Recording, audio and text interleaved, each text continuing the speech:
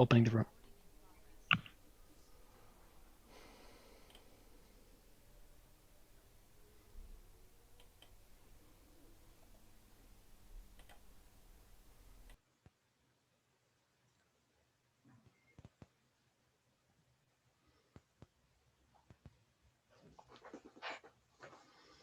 Good afternoon, everyone, and welcome everyone that's just joining us.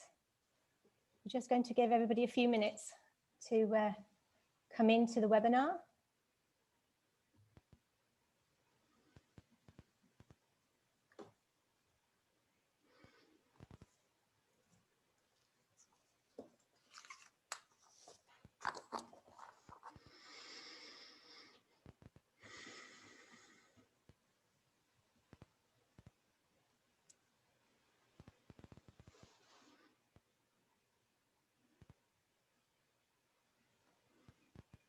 Please use the chat to say hello. It's always lovely to hear from you all as you come in.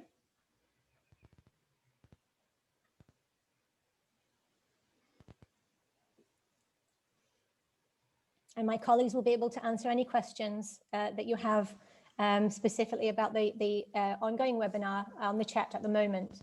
If you've got any concerns about logging in or attending, please just contact one of my colleagues on the chat at the moment.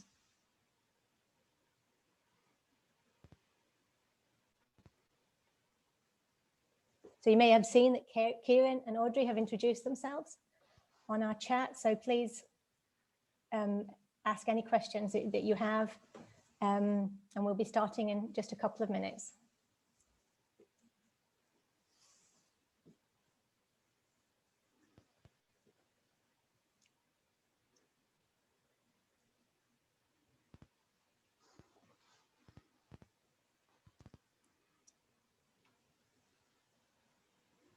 I'm just reading where everybody's coming from, and there's we have people from Slovenia, Romania. It's quite a lot from Romania, so welcome everybody. We have Strasbourg, we have Bucharest, from Scotland,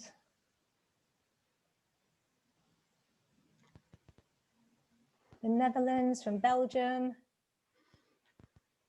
A very European audience this afternoon.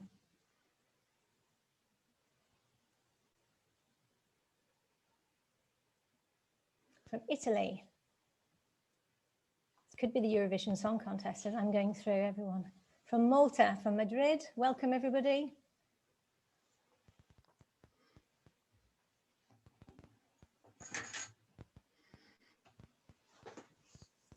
So we'll just give everybody one more minute and then we'll get started. So please feel free to introduce yourself in the chat.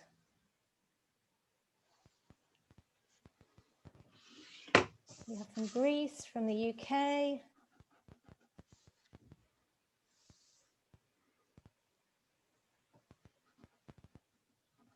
And as I said, many attendees from Malta, from Romania.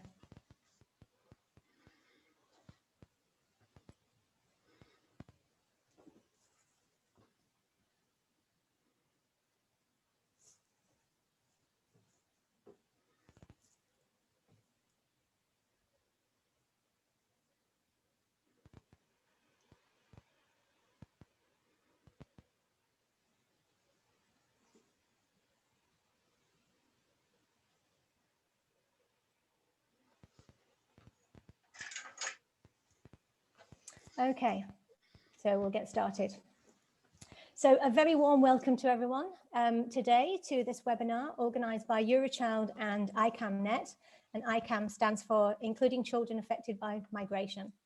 So the webinar titled Equal Chances for Every Child, Tackling Inequalities and Ensuring Access to Education for Europe's Children in Need during and after the pandemic. So today, I am your chair for the first session. My name is Ali Dunhill, and I am the head of advocacy at Eurochild. And the first session is entitled Restoring Access to Education for Children Disproportionately Affected by the Pandemic. So I'd like to just start with some digital housekeeping before we get started. So we're very fortunate this afternoon to have young people participating in the audience and on the panel. For this reason, we kindly ask both speakers and the audience to be sensitive and use respectful and inclusive language. Please note that participation is completely voluntary and that no one is obliged to answer anything or to respond. Jens is our child protection focal point person who is on the webinar and is present to ensure that all young people are feeling happy and safe. Should you have any concerns or questions, please feel free to write to Jens on the mail that he is just posting in the webinar at this time. So this event will be recorded so that we can share the recordings and the presentations with you afterwards. Both the Q&A and the chat functions are available, and we really would welcome your participation throughout. So please use the both modes. You can use the Q&A to pose questions to the panel with your name or anonymously. You can then, we will then answer the questions in either person, in writing, or depending on time, we may answer the questions after the event, but we will make sure that we try and answer all the questions that are posed today. You can use the chat to discuss and share your opinions on what is being spoken about, or also share your own valuable resources with other participants. And we'll be saving both the chat and the Q&A. Please note that as an audience member in this webinar today, you do not have access to your microphone and camera. And that's because we have over 177 participants, and it's slowly growing at the moment. So it's a very large audience you're all very welcome. So this is why we'd recommend that you interact via the chat or the Q&A. And we encourage you all to follow the event also online on Twitter or Facebook. And we have several hashtags that we will also be putting in the chat. They are Can We Believe in You, Investing in Children, and Equal Chances for All. Now, timing is very important today on this webinar as we've got a very full agenda. So this session, the first session, will finish at 15:40 hours, and then there will be a 20-minute break before the second session. Please stay online during the break, but we would encourage you to stretch your legs and maybe remove yourself from the screen for a few minutes just to give yourself a break. And just to give you an outline, the second session, which starts at 4 o'clock, on how can we strengthen children's inclusion and socio-economic well-being in education, will be chaired by Her Excellency Maria-Louise Calero-Praker, the President of Eurochild and the President Emeritus of Malta. So welcome everyone, and I'm going to start by giving a very brief presentation just to set the scene. So if you just give me a few seconds to share my screen.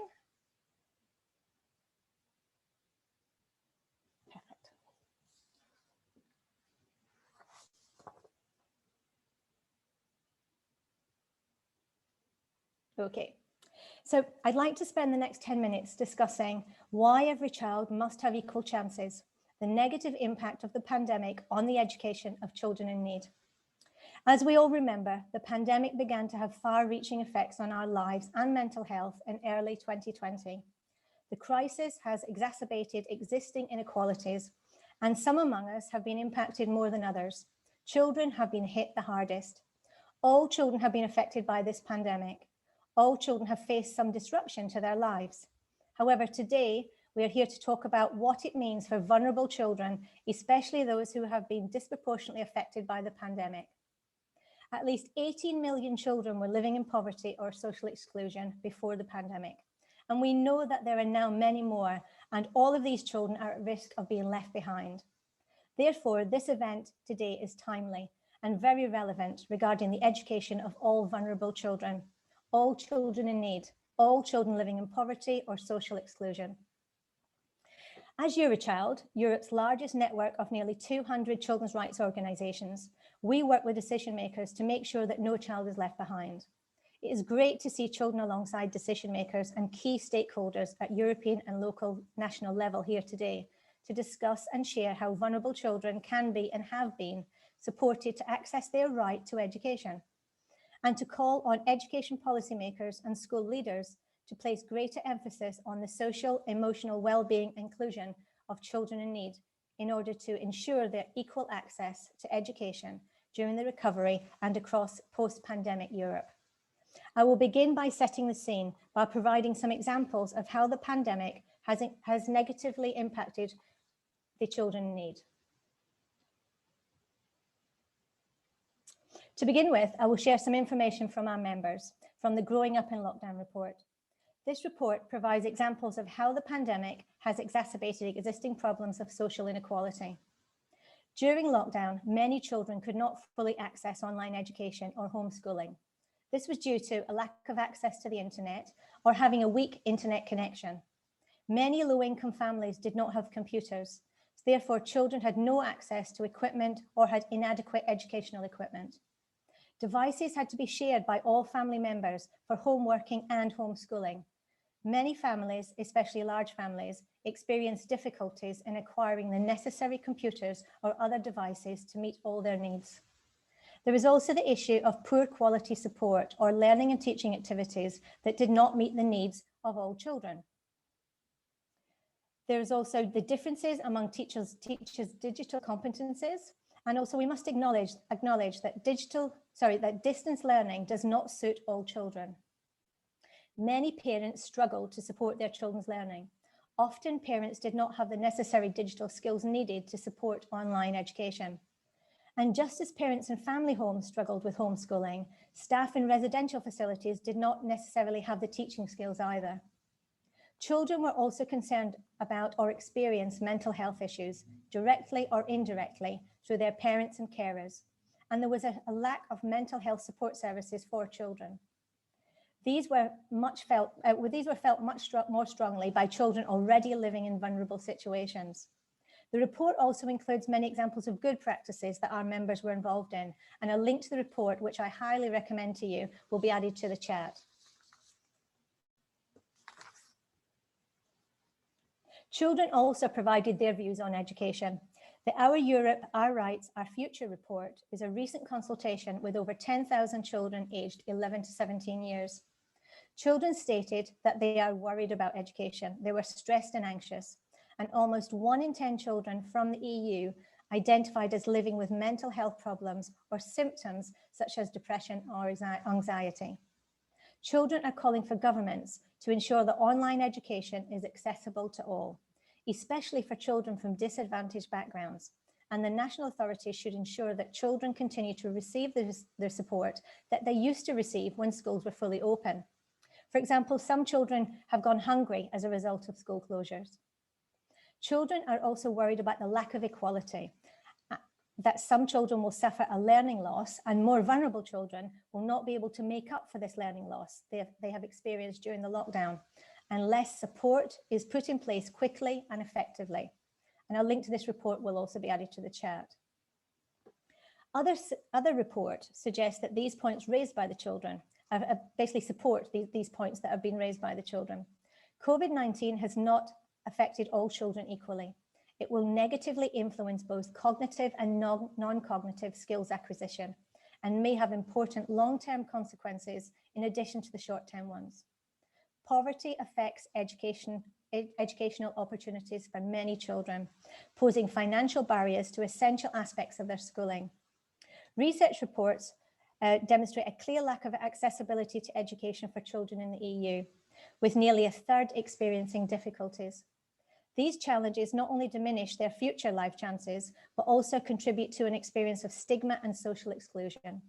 Worryingly, this figure rises to half of children from the wider European region and 3/4 of children globally reported barriers in accessing education.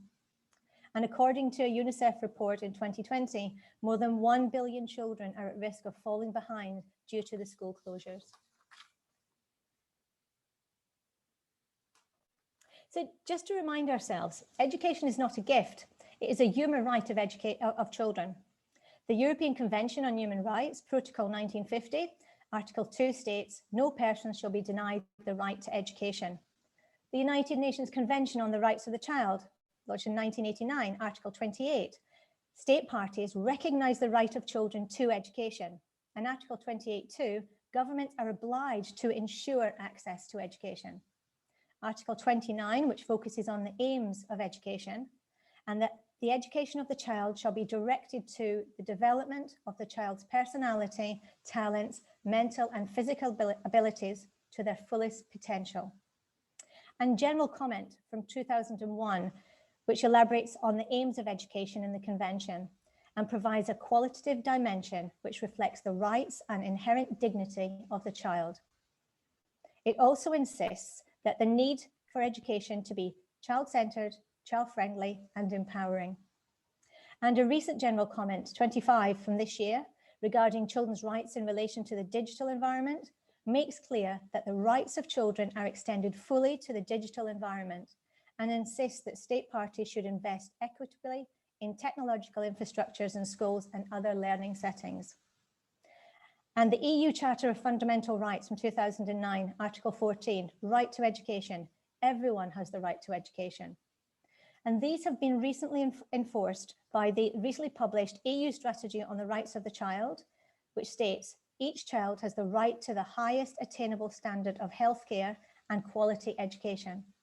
In addition, the proposal for a European Child Guarantee states, guaranteeing for children in need effective and free access to early childhood education and care, education, school-based activities, and a healthy meal each day at school. So finally, I wanted to finish by sharing with you Eurochild's latest campaign, where children are asking, can we believe in you? To end poverty and social exclusion. By providing children with accessible and inclusive education and realizing their right to education, we can help to end child poverty and ensure children are not left behind as we recover from the pandemic. All children have been affected by this pandemic. All children have faced some disruption to their lives, but some will be affected for longer, and this will be a greater impact on their future life chances. Educational exclusion, lack of accessibility, and irregular attendance at school was the experience of many children before the pandemic. We must identify the barriers and gaps in education provision for these children, and we are continuing to fail them. We need genuine commitment from all service providers and a strong political will to ensure the availability and quality of necessary support services with a specific reaching out to children in need. Eurochild and its members have been calling for the voices and rights of children to be at the heart of the pandemic recovery and rebuilding process. We know that prioritizing socio-emotional well-being can positively impact on children's ability to learn at school. We have been calling for the recovery plans that take children's needs into account and for the implementation of a strong and ambitious European Child Guarantee proposal. There is not one solution to achieving equal chances for every child and ensuring access to inclusive education for all Europe's children. It requires a comprehensive, collaborative, integrated approach to reach all children in need. In this webinar, I'm very excited to learn about the current and planned activities being presented here today. And these aim to tackle inequalities and ensure access to education for all children, all Europe's children. And I'm very, very pleased to hear that we are going to include the voices of children. So thank you very much for listening. I'm going to stop sharing my screen. Okay, and we're going to move on. So can I just ask all the other speakers just to make sure that their microphone is off for the rest of the session until it's their opportunity to speak. Okay, so basically that is the introduction to the session. I would like to now basically pass you over to Mr. Chris Gittings. Now, Chris is actually the lead partner in the Icam program, and Chris is the co-director of the Northampton Centre for Learning Behaviour at the University of Northampton. Until recently, he was a UK government lead advisor for behaviour and attendance in schools, developing national strategies, national policies and programmes to support schools in all aspects of learning behaviour and attendance improvement, including anti-bullying and violence reduction. And I don't know if Chris remembers, but actually we did meet at an event in the UK regarding a school's activity. So very nice to meet you, Chris, and handing over to you.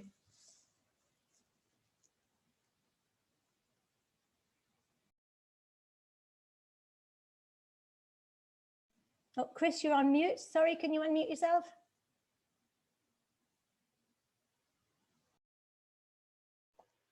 Okay, is that done? Okay. Perfect. As I said, good afternoon, everybody, and welcome to this part of the webinar. Ali has just outlined a very long list of serious and damaging effects of the pandemic on children, and particularly the severe impact on children in need. So in this session, we are challenged to start answering the question that we've been posed: what is needed to restore access to learning and improve equality of opportunity for children in need returning to school after separation? I'm a member of the Including Children Affected by Migration Partnership, and I should explain that we're a European partnership of some 7 organizations: ISJP and TEDESOM in Romania, Icaro in Italy, Access Sophia in Spain, Achievement for All, and NCFLB in the UK. And I should say, UK is still part of the European Union, so we're welcome to be part of this too. And most recently, we've been joined by Eurochild in Belgium and of course across Europe.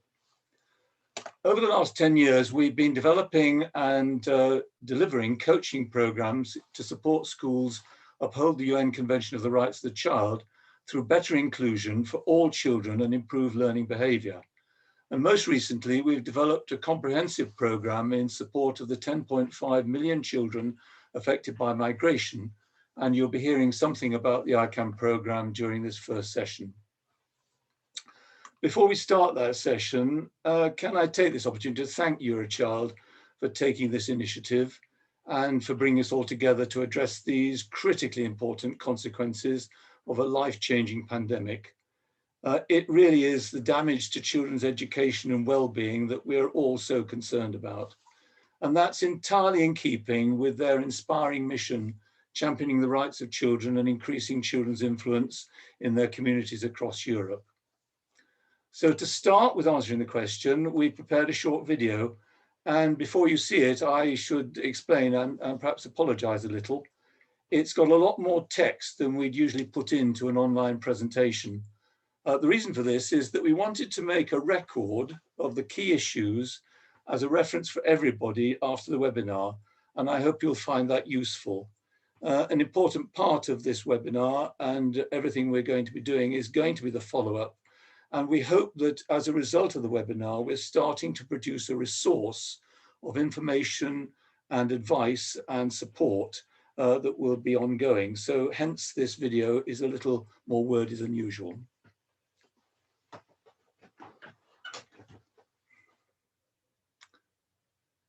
Can we start that up? Yes. Good. Here it comes.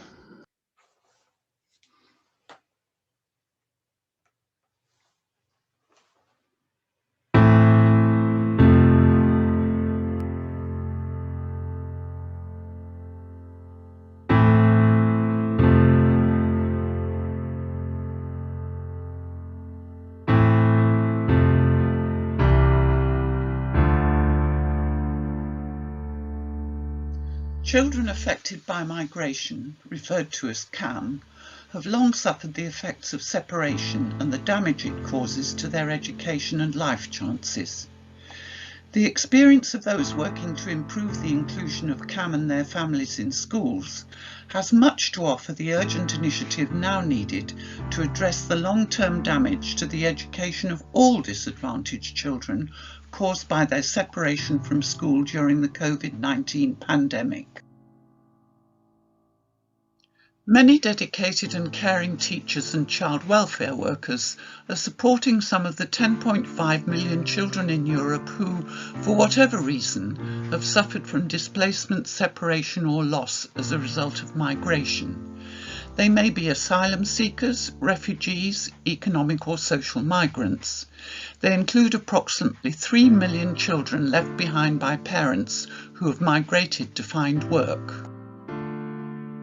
There is mounting evidence that disadvantaged children have been much more seriously affected by their separation from school during the pandemic than other children. This is causing a crisis for growing inequality in societies across Europe. There's an urgent need for effective action to restore and repair equality of opportunity for a generation of children. As a result of the pandemic, CAM, like other disadvantaged children, are suffering further separation from the relationship-building support they need to overcome their educational disadvantage.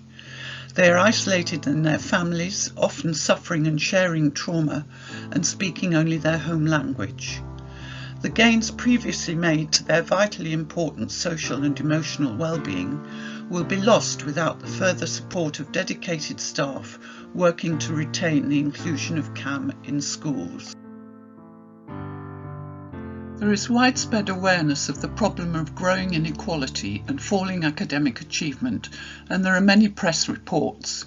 Here are two of them.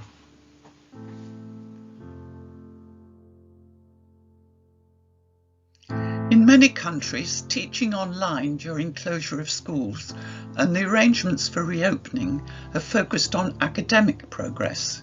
For example, catch-up lessons may be provided, often online. However, these arrangements ignore support for the social and emotional well-being of children, even though both have been damaged. In some cases, arrangements have also raised tensions and adversely affected relationships between school and home because parents and carers have not felt supported. It is well established and evidenced by successful help for CAM that improving social and emotional learning, known as SEL, and creating the climate for learning through convivencia are the two most effective ways to improve learning capacity for all children. Convivencia means living together in harmony, creating a secure, supportive and welcoming environment where all children have a sense of belonging, feel safe and can focus on learning. Without convivencia across a whole school, SEL is ineffective. Without SEL for every child, education is ineffective. CAM have suffered from broken relationships, and so have all disadvantaged children during the pandemic. Remote schooling has to some degree helped many children retain some of the relationships for learning that they need. However, many disadvantaged children, CAM included, find it difficult to retain learning relationships unless they're able to share and engage socially and emotionally in person. Unless relationships are rebuilt when children return to school, they cannot learn. So rebuilding relationships is the first and ongoing task of any school welcoming children back to their learning community. So what are the relationships that have been broken, particularly for disadvantaged children, including CAM? There are 4 key relationships for learning: relationships with our teachers, relationships with our community, relationships with our environment, relationships with ourselves. To restore these relationships, all the 5.8 million talented and dedicated European school staff need the guidance, support and inspiration of school leaders who can improve and implement effective SEL for every child and convivencia across a whole school. School leaders can achieve a return to learning for all children by restoring and improving 5 functions of their school. Number 1, enhancing the climate of convivencia so that all children feel included, loved and cared for. Number 2, providing additional support in school and in the family for their social and emotional learning and well-being so that children have the capacity to rebuild strong relationships for learning. Number 3, working with and involving any family or carers in a close, caring partnership for learning. Number 4, releasing the talent and resource of children themselves to support each other in their journey together through childhood. And number 5, raising the awareness of the rights of all children and the law protecting them, so that everyone understands that building relationships for learning is not an option, it's a fundamental human right. Because of their circumstances, CAM are particularly vulnerable to abuse in all its evil forms. The pandemic has exposed the vulnerability of all disadvantaged children. The UNHCR reports a recent rise in racism, xenophobia, gender-based violence and intolerance across Europe. This may further exclude disadvantaged children from their education entitlement. They're also most vulnerable to online bullying, grooming and radicalisation. During lockdowns, many children have been more active than usual on social media. This has exposed CAM, who are particularly reliant on the internet for contact with family and friends, even more to online harm. Consequently, there's now a greater need than ever for internet safety programmes educating and protecting all children from danger through misuse of social media. Programmes designed to better include CAM and their families in school build on, combine and apply existing resources for supporting school leaders to help their staff improve the aspects we have mentioned.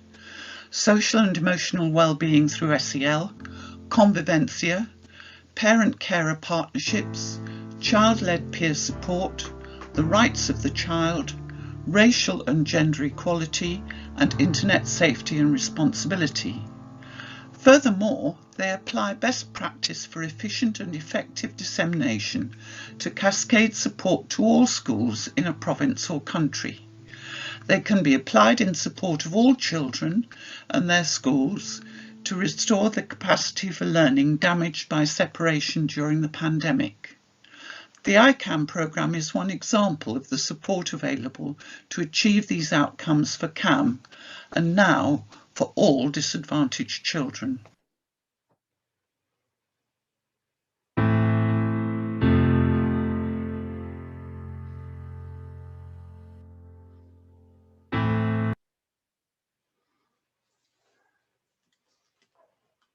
Thank you.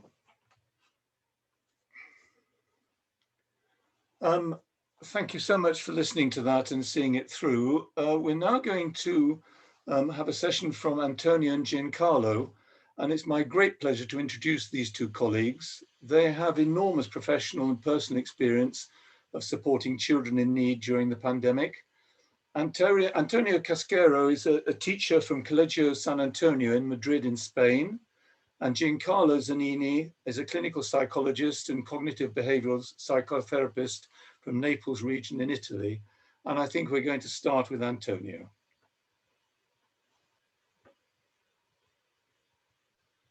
Antonio, you're muted, my friend. Okay. Hello, welcome everyone. I'm very glad to be here. Thanks for the invitation. I'd like to share with you my everyday practice. Time is short, so let's begin.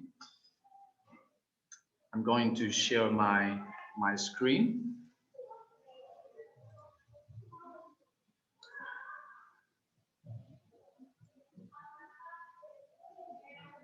Okay.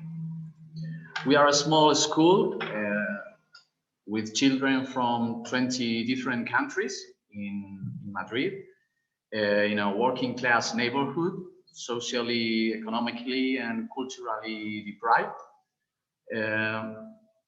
What did we find when we began this last year? Well, we found pupils with a lack of affection, lack of language experience, most of them from Philippines, and some of them with fears that they didn't have before, because they remain alone for a long time and they don't receive too much affection in their own families. In the other hand, they were also very excited and keen on the new beginning. What did we do to restore their well-being? First of all, we changed our slogan, keep in our house, a way to say, don't worry, you are safe, we are going to take care of everyone.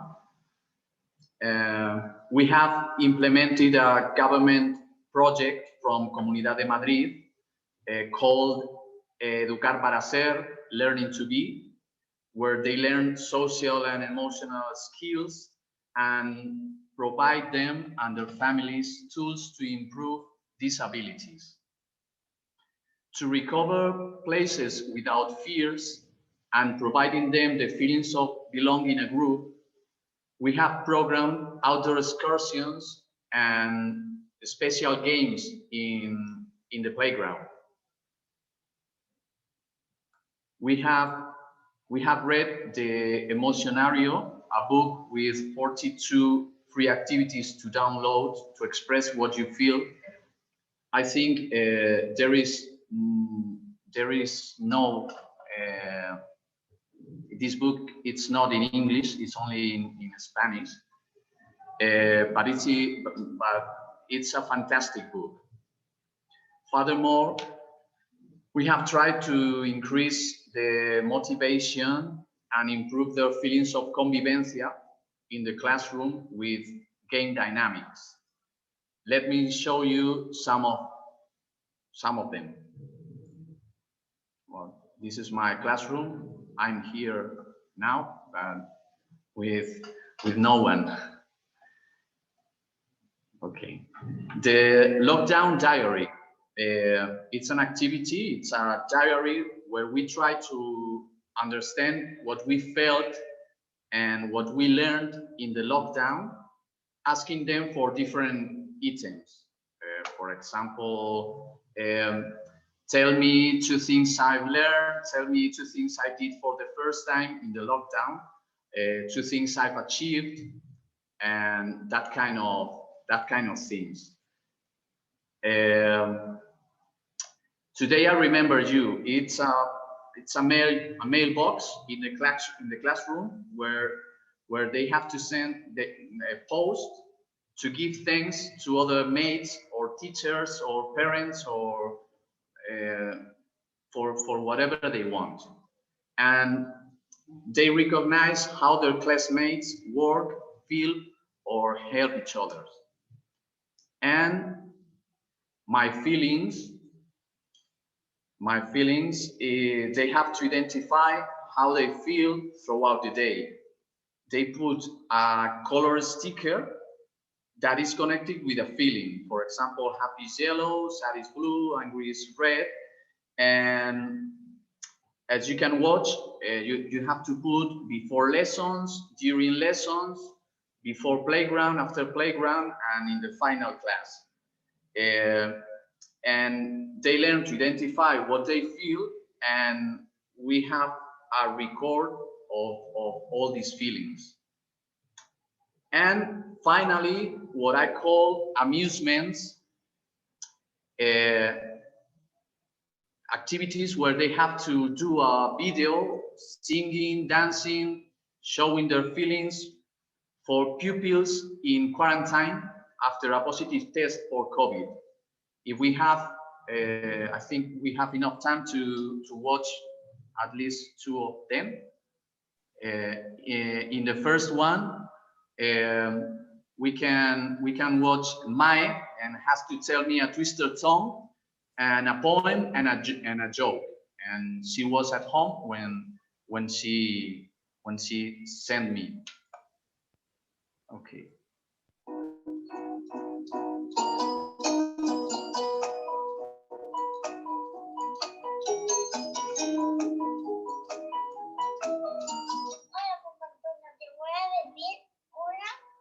Lenguas. Papito clavo un clavito. ¿Qué clavito clavo, papito?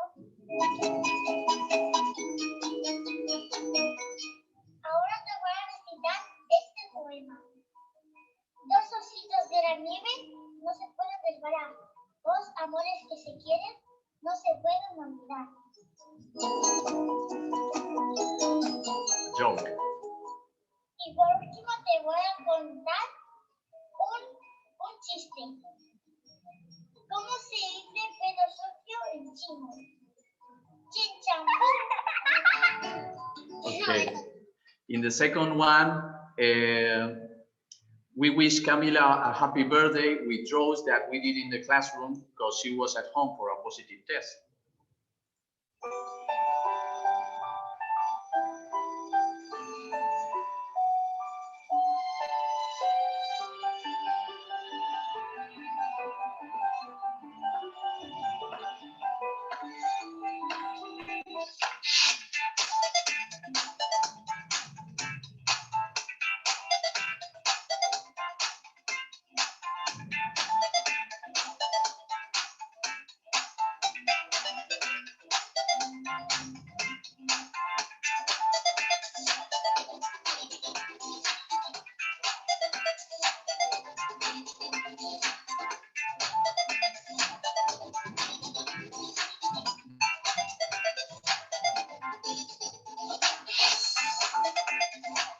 And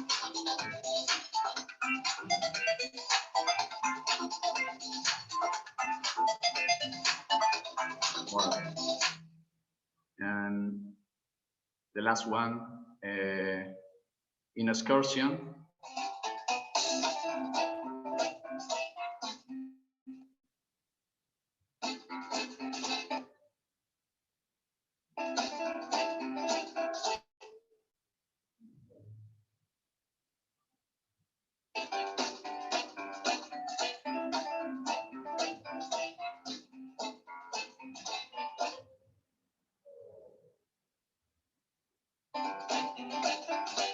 Well, that's all. I hope with our effort, all children feel included, loved, and cared for. Thanks, everybody.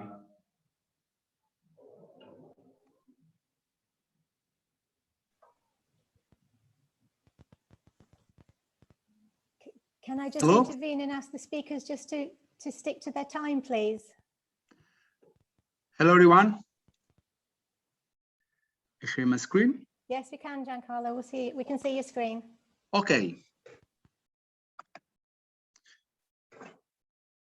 Hello, everyone. Again, thank you for inviting me to this webinar. I am honored to take part of it. My name is Giancarlo Zanini, and I am a clinical and developmental psychologist and cognitive behavioral psychotherapist. I am helping develop the Including Children Affected by Migration program, working with the refugee children and their families in Italy. However, I am finding a big increase in the need for psychosocial support for many children as a result of the pandemic. From a clinical point of view, I have been observing in my general practice a strong increase in requests for psychological support and for psychotherapies for a year now. Specifically, we are talking about an increase of about 80% for adults and 60% for children. Focusing on children, the pathologies found concern depressive disorders, anxiety disorders, phobias, obsessive compulsive disorders, and finally, more rarely, post-traumatic stress disorders. When I look into the causes of these disorders, I found a complex of emotional states tending to fear, but including issues related to alienation caused by quarantines, lockdowns, and including estrangement due to the experience of teaching now carried out online. Therefore, if from a physical point of view, the children were not particularly affected by the pandemic and the devastating effects of COVID, from a psychological point of view, they seem to have suffered in an important way from the consequences of separation as a result of the safety measures adopted to prevent contagion. And this is where we can find the focus of this webinar, namely restoring inclusion for these children and their families. As a result of the pandemic, many children in need in Europe and around the world have had to live with increased exclusion from their life spheres, especially from school, and socially finding themselves living in a situation of alienation that reminds us of the status of children affected by migration. This has led to a series of important issues from an emotional and cognitive point of view for many children, which are similar to this found in children affected by migration. They can teach us much. So we can treat this situation as a crisis, or we can see it as an opportunity to stimulate empathy and understanding about the needs of this increased number of excluded children. Teachers, parents, and many children have first-hand experience of the social and emotional disruption caused by increased isolation and broken relationships. We should use this awareness to sensitize the consciousness and their communities, and leverage the personal experience of exclusion they are experiencing due to the pandemic. So they not only understand in a deeper way the discomfort and pain of feeling excluded, but demand action to provide the social and emotional support needed to restore inclusion and the return to learn for this increased number of suffering children. Thank you very much for your attention. I greet you with the motto that has characterized the Icam program: forever convivencia.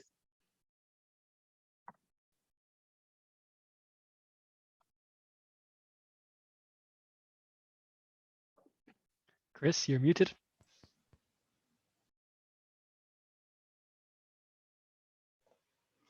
Giancarlo and Antonio, thank you so much.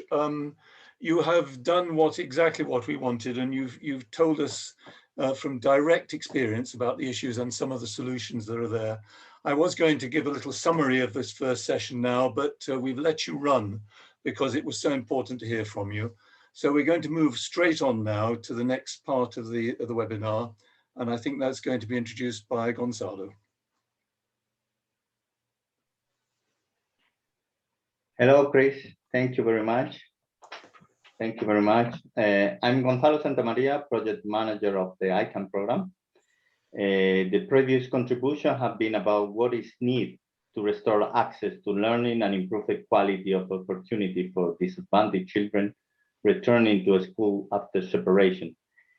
In this part of the session, we will showcase some examples from practice, including the Icam program, and we will hear from two experts in delivery initiative at national level.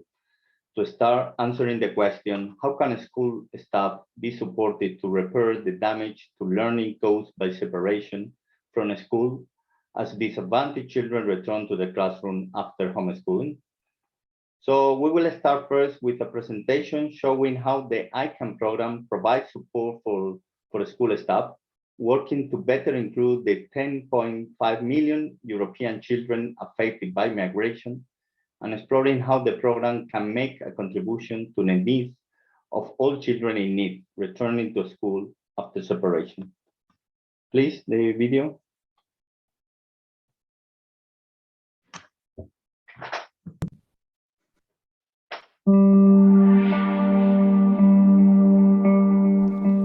The COVID-19 pandemic has fractured relationships for learning throughout Europe. This has had an additional impact on children affected by migration, but many other groups of vulnerable children and young people have been disconnected from the learning relationships that are so vital to overcoming their personal education disadvantage.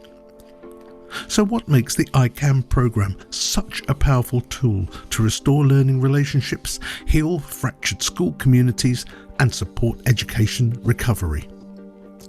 The Icam program is rooted in research based on the millions of children displaced during and in the aftermath of World War II, demonstrating that the social and emotional effects of migration have, in many cases, lasted for 3 generations.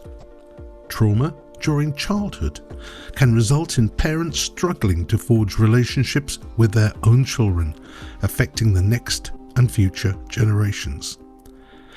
In response to this need, the Icam Partnership was formed with founding partners in Spain, Italy, UK and Romania, where the emphasis and expertise was developed to address the problem of children left behind. This Erasmus project grew in 2020 to become ICAMNet, developing models for establishing the Icam program in clusters of schools within cities or regions. As part of ICAMNet, Icam is being extended into Greece and Bulgaria with the intent of making the approach and resources available throughout Europe through new partners Edison and Eurochild and associate partner UNHCR Europe.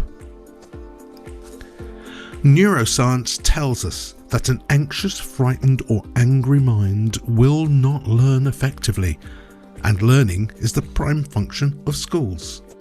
Icam provides the practical solutions to improve 7 essential aspects of school life that enable CAM to thrive. There is no one solution to achieving better access for CAM to the education which is their right. There has to be a whole school approach. Unhappy children cannot learn. Schools need help to identify practical ways of meeting the individual needs of the CAM in their care. Convivencia is a Spanish word which can be roughly translated as harmony. But in Spain, it means much, much more emotionally and socially. The Icam programme has identified the 12 key areas of school organisation which have the greatest influence on the climate for learning in a school. Schools cannot do everything, and so the Icam programme has developed an easy-to-use online review tool. This helps school leaders identify and prioritise the areas of school life that require attention with the resources and materials to support school improvement. Convivencia will grow and flourish.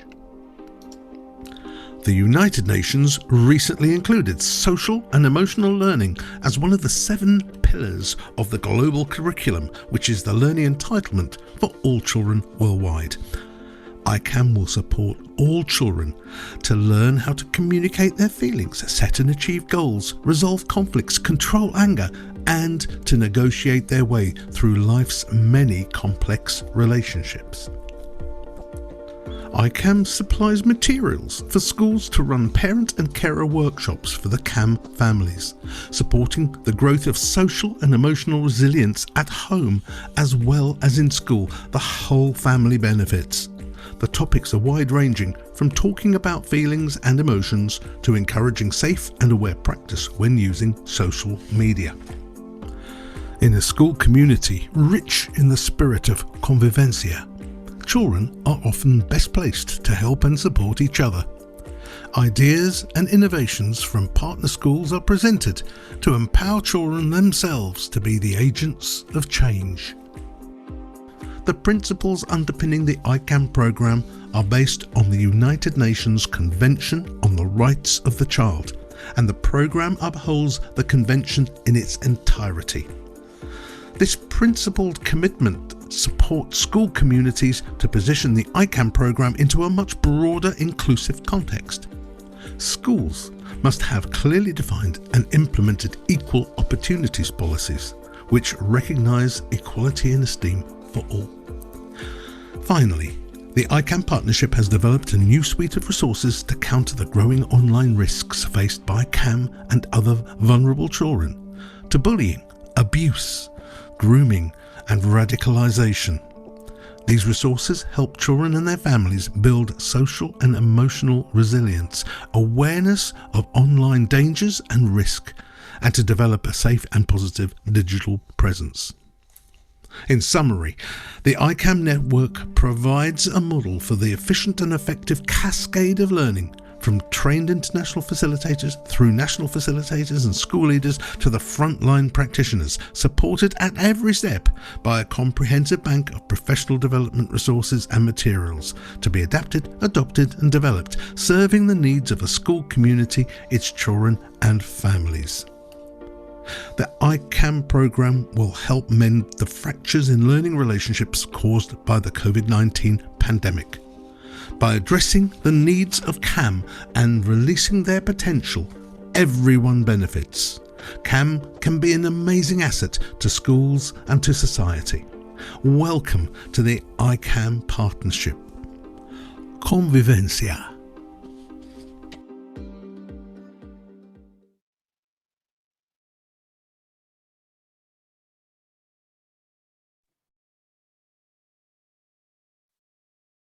Let me now introduce our experts on developing national initiatives.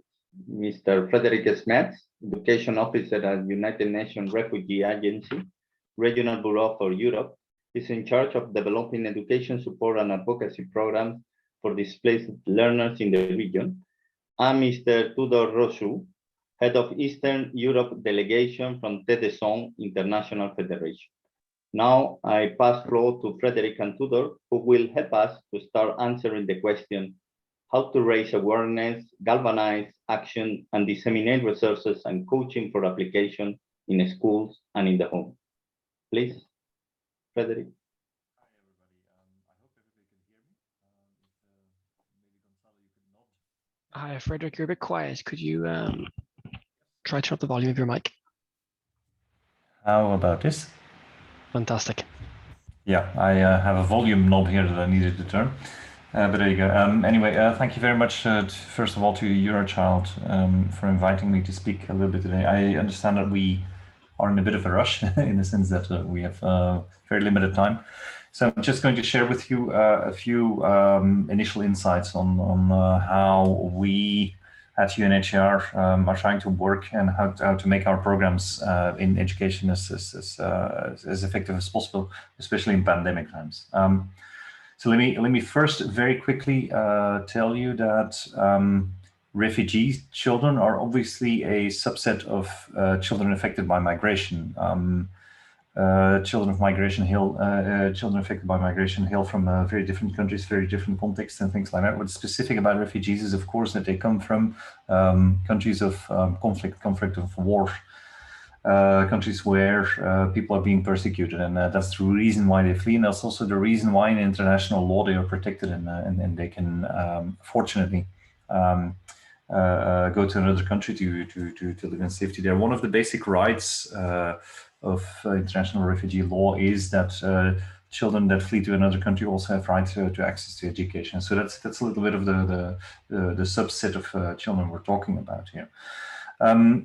Let me just confirm what we saw in the first segment. So a lot of refugee children have vulnerabilities, many vulnerabilities they share with children affected by migration.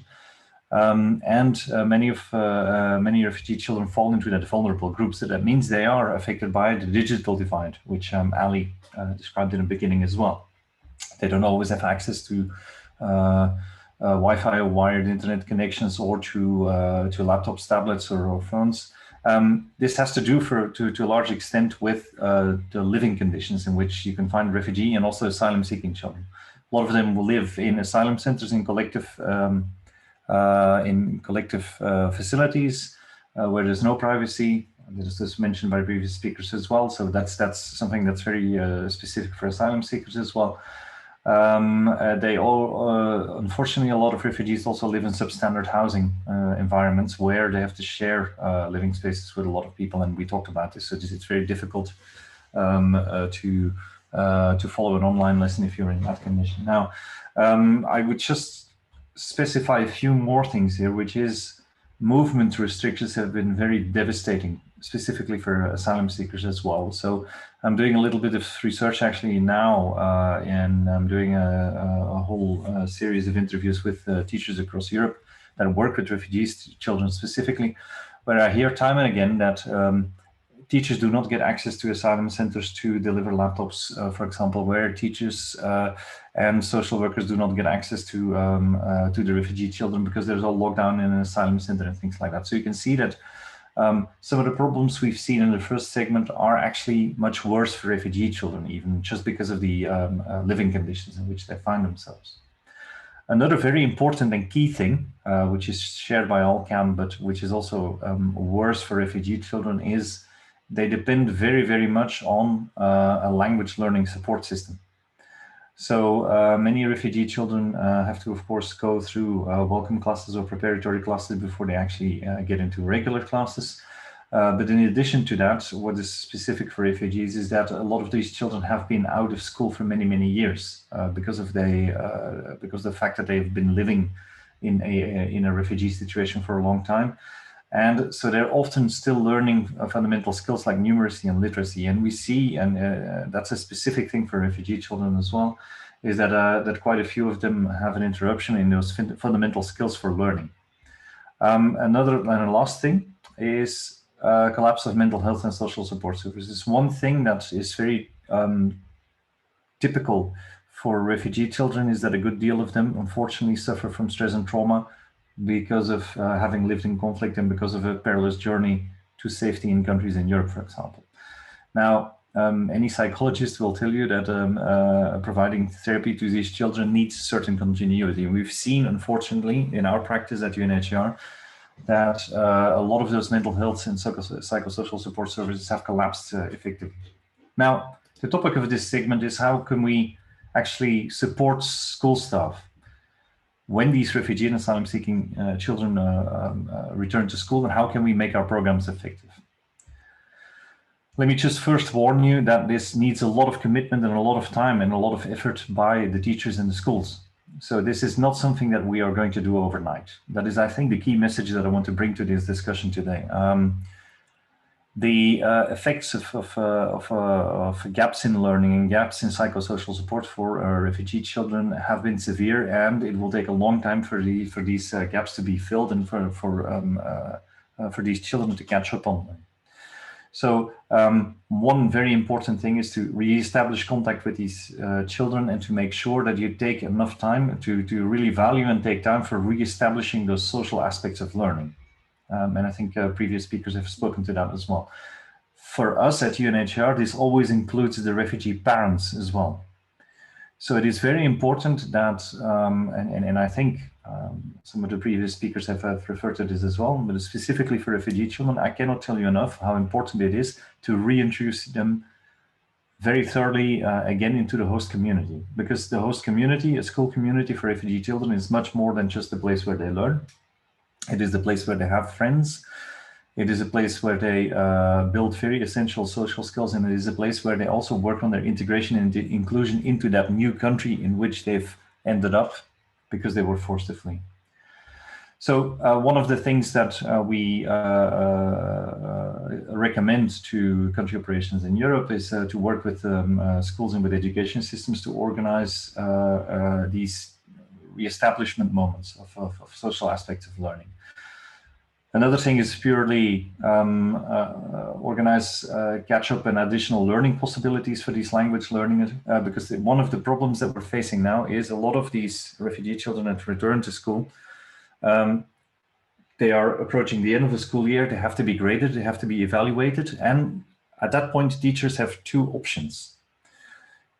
You either are very lenient in your evaluation and you let them pass to a regular class, or you let them pass to the next year if they're already in a regular class, or you apply a very strict form of evaluation and you let them not pass and you let them redo their grade.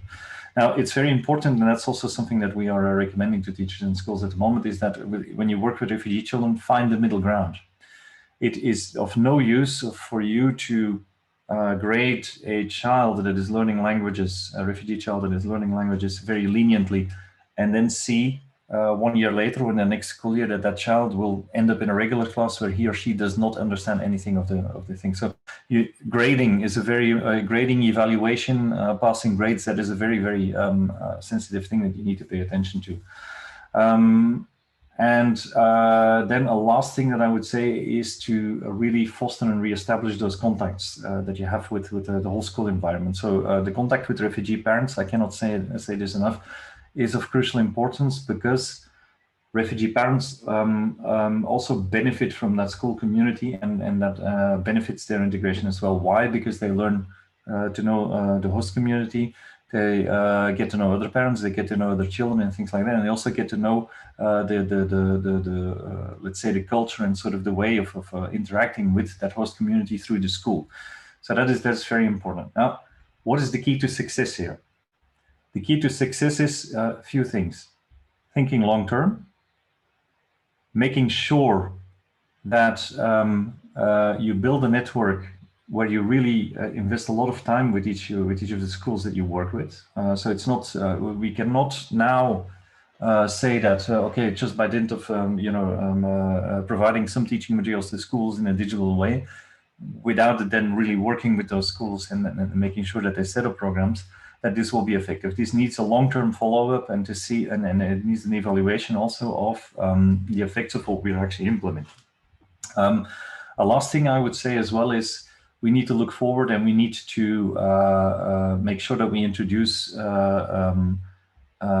follow-ups in the next 3, 4, 5 school years. We need to follow up with these children on their academic performance. We need to follow with the teachers to see what their needs are, where the gaps are in their knowledge. We need to maybe introduce some training programs. Lastly, we also need to see what the outcomes are. In a few years, I would love to see a lot of these children succeed in getting primary school certificates or secondary school certificates, and even transitioning into higher education. But we need to follow up on that. So this really needs a long-term commitment from all the stakeholders involved. I'll leave it to them because I know that our time is limited. And I would hand over back to Gonzalo. Thank you very much. Thank you, Frederick. Now, Tudor, please. Thank you very much. I'll just share a short presentation, just a second. Well, it doesn't work, I'll try to do that. Okay, I'll, first of all, warm good afternoon to all participants, and thank you very much to the organizers. I'll just provide you a brief snapshot of the situation we have in our little eastern corner of the EU, which is Romania. First of all, we didn't start very well last year.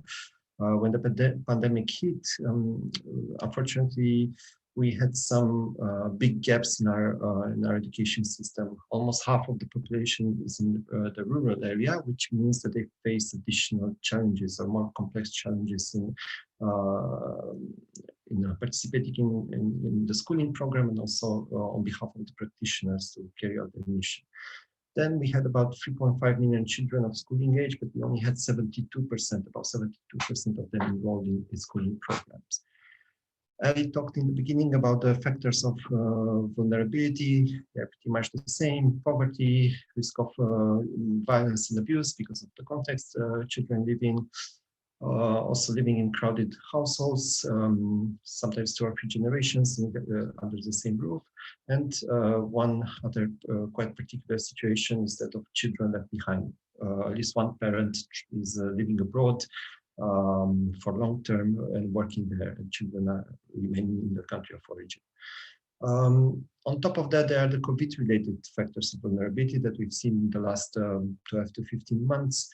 Difficulties in maintaining social distancing. I was mentioning living in crowded households, those to connect.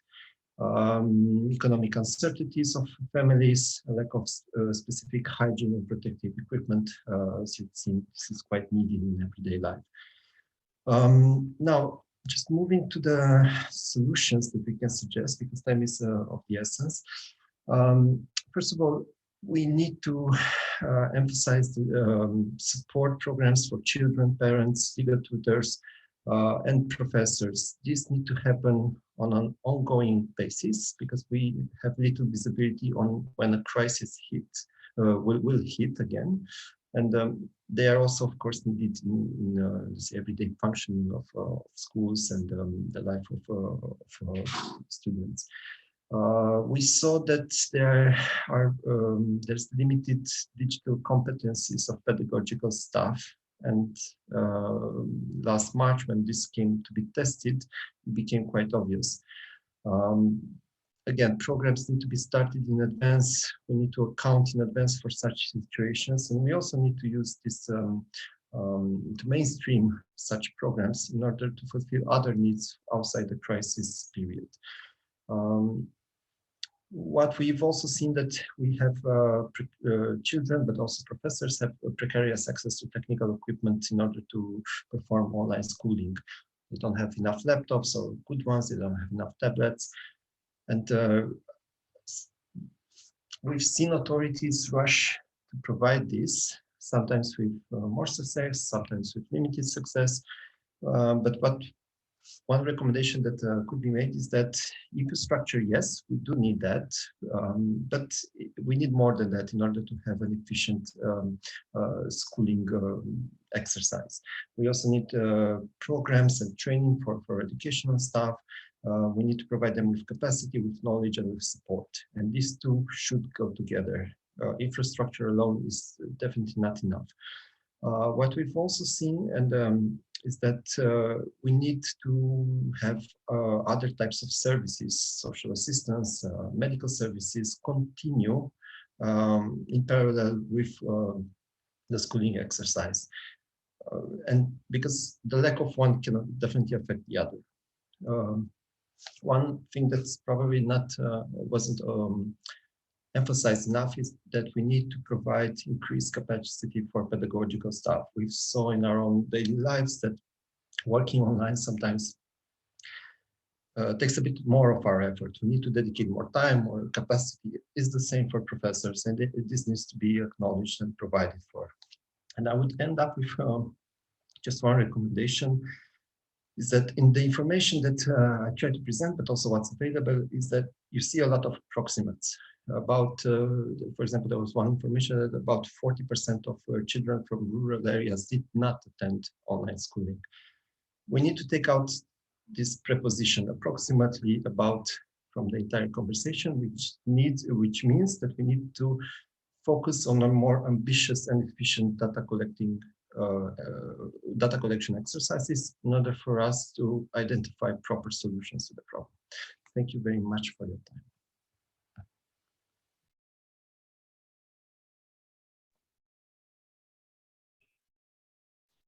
Thank you. Thank you, Frederica and Tudor, for your interesting presentation and sharing your great experience in implementing the better inclusion of children in need in schools on a larger scale, and for explaining many of the key factors needed to ensure that programs like Icam are effectively disseminated on a national level so that the school receive the support they need. So I know we are very late, so I just want to be very quick. What I want to stress is that we have to particularly emphasize the key role of children as an important change agent in their schools and the way they can be enabled to help each other and create competency across the school. So thank you very much for your interest, and I hope that this part of the session has stimulated many thought, questions, and ideas. I'm looking forward to learning what you have to say. Now I pass floor to Marius Frank, who is dealing with the Q&A. Thank you. Hello, Thank you, everybody. Very quickly, I'm going to be speaking later this afternoon. There's been some wonderful comments and offers for additional materials. One of the key bits of information that has come out is, what about occupational travellers? That is perhaps circus or travelling show people, their families, and of course we have migrant families who move around as part of their lifestyle. Very interesting point to be made, and of course these individuals are as relevant to the Icam programme and the agenda as any of the groups we've mentioned. That's it from me for the moment. I'm passing back now to Ali and Kieran to finish off the first session. Thank you. Thank you, Marius, and thank you to everybody, all the speakers. It's really been enlightening, and I thank you for your time, for putting your presentations together. And I'm sure I join with all the participants from the comments in the chat who are very keen to learn more. So you'll have lots of connections and people asking questions and emailing you after this event. I just really want to sum up. I think what you provided today was a really good outline with some strong examples of solutions, and Icam is one solution, which I think is a good example of how to illustrate and restore social and emotional well-being within the learning environment, and I think that's really key. And I think for me, the other things that really stood out was the relationship for learning, that getting to know point, I think was really key. And I really appreciate the key to success and solutions that were also outlined as well by the two speakers. I think that they were really helpful. We've decided to shorten the break because I think there's some key elements here that I know people would like to explore a little bit more. So I'd like to ask the two speakers a question, if you could both answer the question. Can you describe an example of an activity that was successful in regards to developing the relationship, and why was it successful? Can you give us a quick, short answer to that? But I think the key thing is, why was it successful? So who wants to go first? Tudor, do you want to take this one first, or? Please go ahead. Please go ahead. Ali, can I ask a bit more precision in the question, if you don't mind? So your question pertains to a program that is successful. We have very diverse programs at UNHCR across Europe. But what do you mean exactly? A program that's been effective in getting children through the COVID pandemic, refugee children? I think it's about developing those relationships for the learners. I think has been a key element, and also you talk about the timing of the amount of time that takes in regards to developing or integrating children back into the learning environment, and that it's not a short-term process. This is a long-term process that is really required. And I was really looking at I was looking at what makes a program or what makes an activity successful.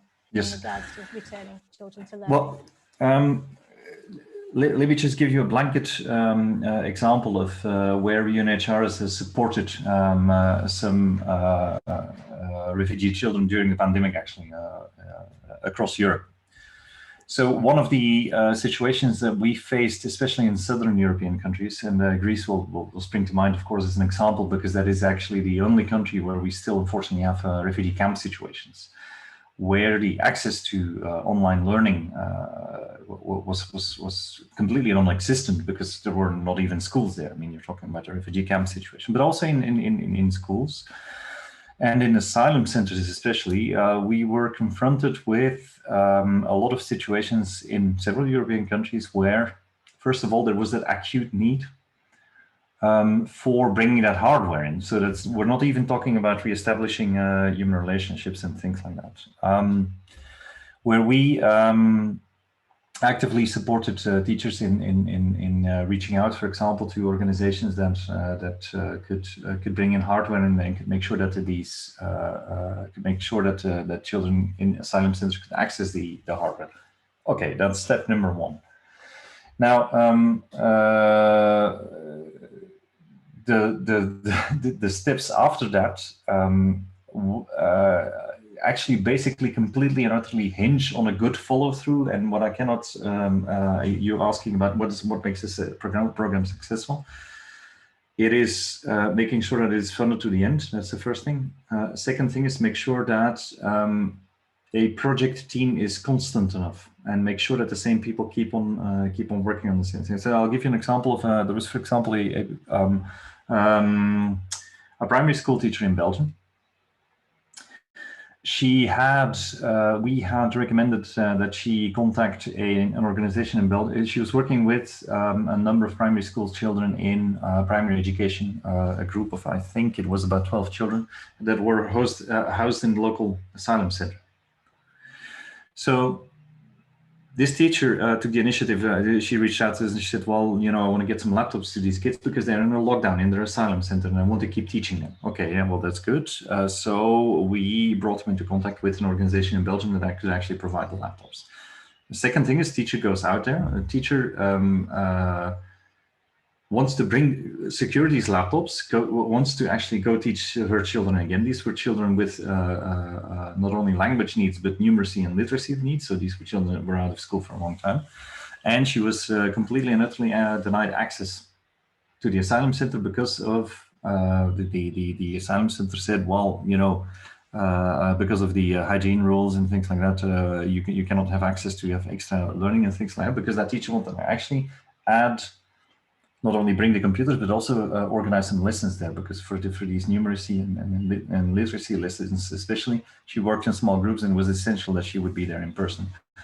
So this was of course a big disappointment. First of all, we couldn't get the hardware in. Second of all, this teacher was actually completely unable to work inside the asylum center with these kids that actually had need for a certain amount of face-to-face teaching as well. So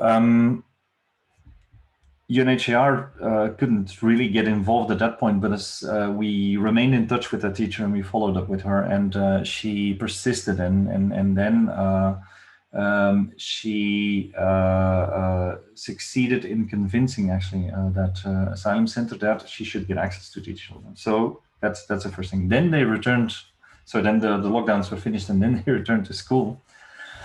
And the teacher then actually started involving the parents of those children again to make sure that they got some catch-up education. As far as I understood, in the latter half of last year, they did some catch-up education with these children as well at home and things like that. Where we then came in again is we provided some teaching materials, or we pointed the teacher towards some good teaching materials as well that you could use and things like that. Now, I'm talking about a situation that started in the first lockdown in March last year. We are well than a year over this, and this teacher is still working with those same children and is still very dedicated in following up with them. So what has happened in the meantime is she's took some of our guidance on evaluation and things like that, and we brought her into contact with some language learning organizations as well. And she has been able to evaluate some of those children and put them into the regular class, but some of them she has actually retained in an extra bridge class. Okay. Because it wouldn't have helped them if they would have passed to a regular class. Yeah. This is a small example actually of where our local Belgian team, because I work in the Europe division in Geneva, but where through small interventions actually, where we can intervene because UNHCR doesn't have a very operational role in Europe, except in the camps in Europe, where we've been able to intervene and to really push this through, for example. Now, this just shows how important it is that you follow it from the beginning to the end. So. Yeah. I think that's a really good sort of ending of the session. So thank you very much, Frederick. Tudor, I'm going to ask if you would like to respond, but could you respond in writing? So in the Q&A, so that we could, or in the chat, so we can quickly go for a break. So if that's okay. Sure. So thank Apologies for being so long. Sorry. Well, I was so interested in your answer, and I think it would be really interesting to the attendees as well. So thank you. So thank you very much, everybody, for participating in this session. And again, thank you for the participants. So we're going to have a quick 10-minute break, and please stretch your legs, just switch your, remove yourself from your chair in front of your screen, but certainly have a stretch and grab a coffee, tea or some water. And we're going to return at 4 o'clock with the next session. So thank you again, everybody.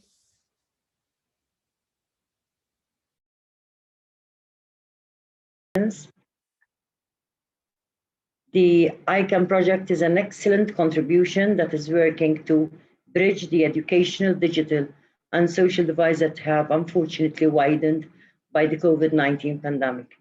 This project is close to our hearts at Eurochild, as we want to contribute in ensuring that every child's right to an education, as set out in the United Nations Convention on the Rights of the Child, is effectively realized for all.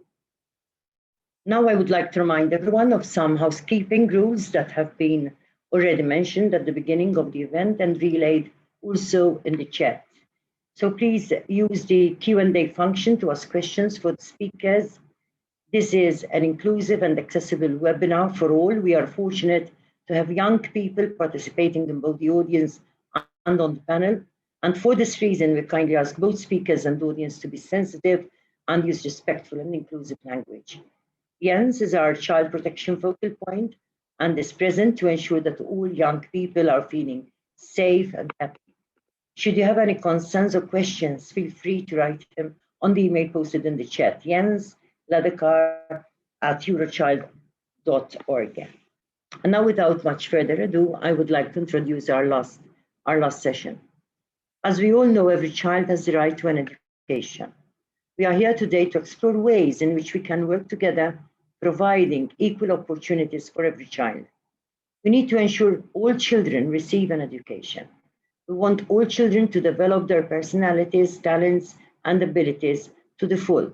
We want all children to reach their full potential. Unfortunately, the crisis caused by the pandemic has exacerbated existing inequalities and further impacted those children living in poverty or social exclusion. That is why a greater emphasis is needed on the socio-emotional well-being and the inclusion of all children. We must be assured that the recovery plans adopted across Europe will guarantee access to education for all children, and in particular, for every child in need. And now, I would like to introduce Victor. It is always an amazing experience to hear Victor speak.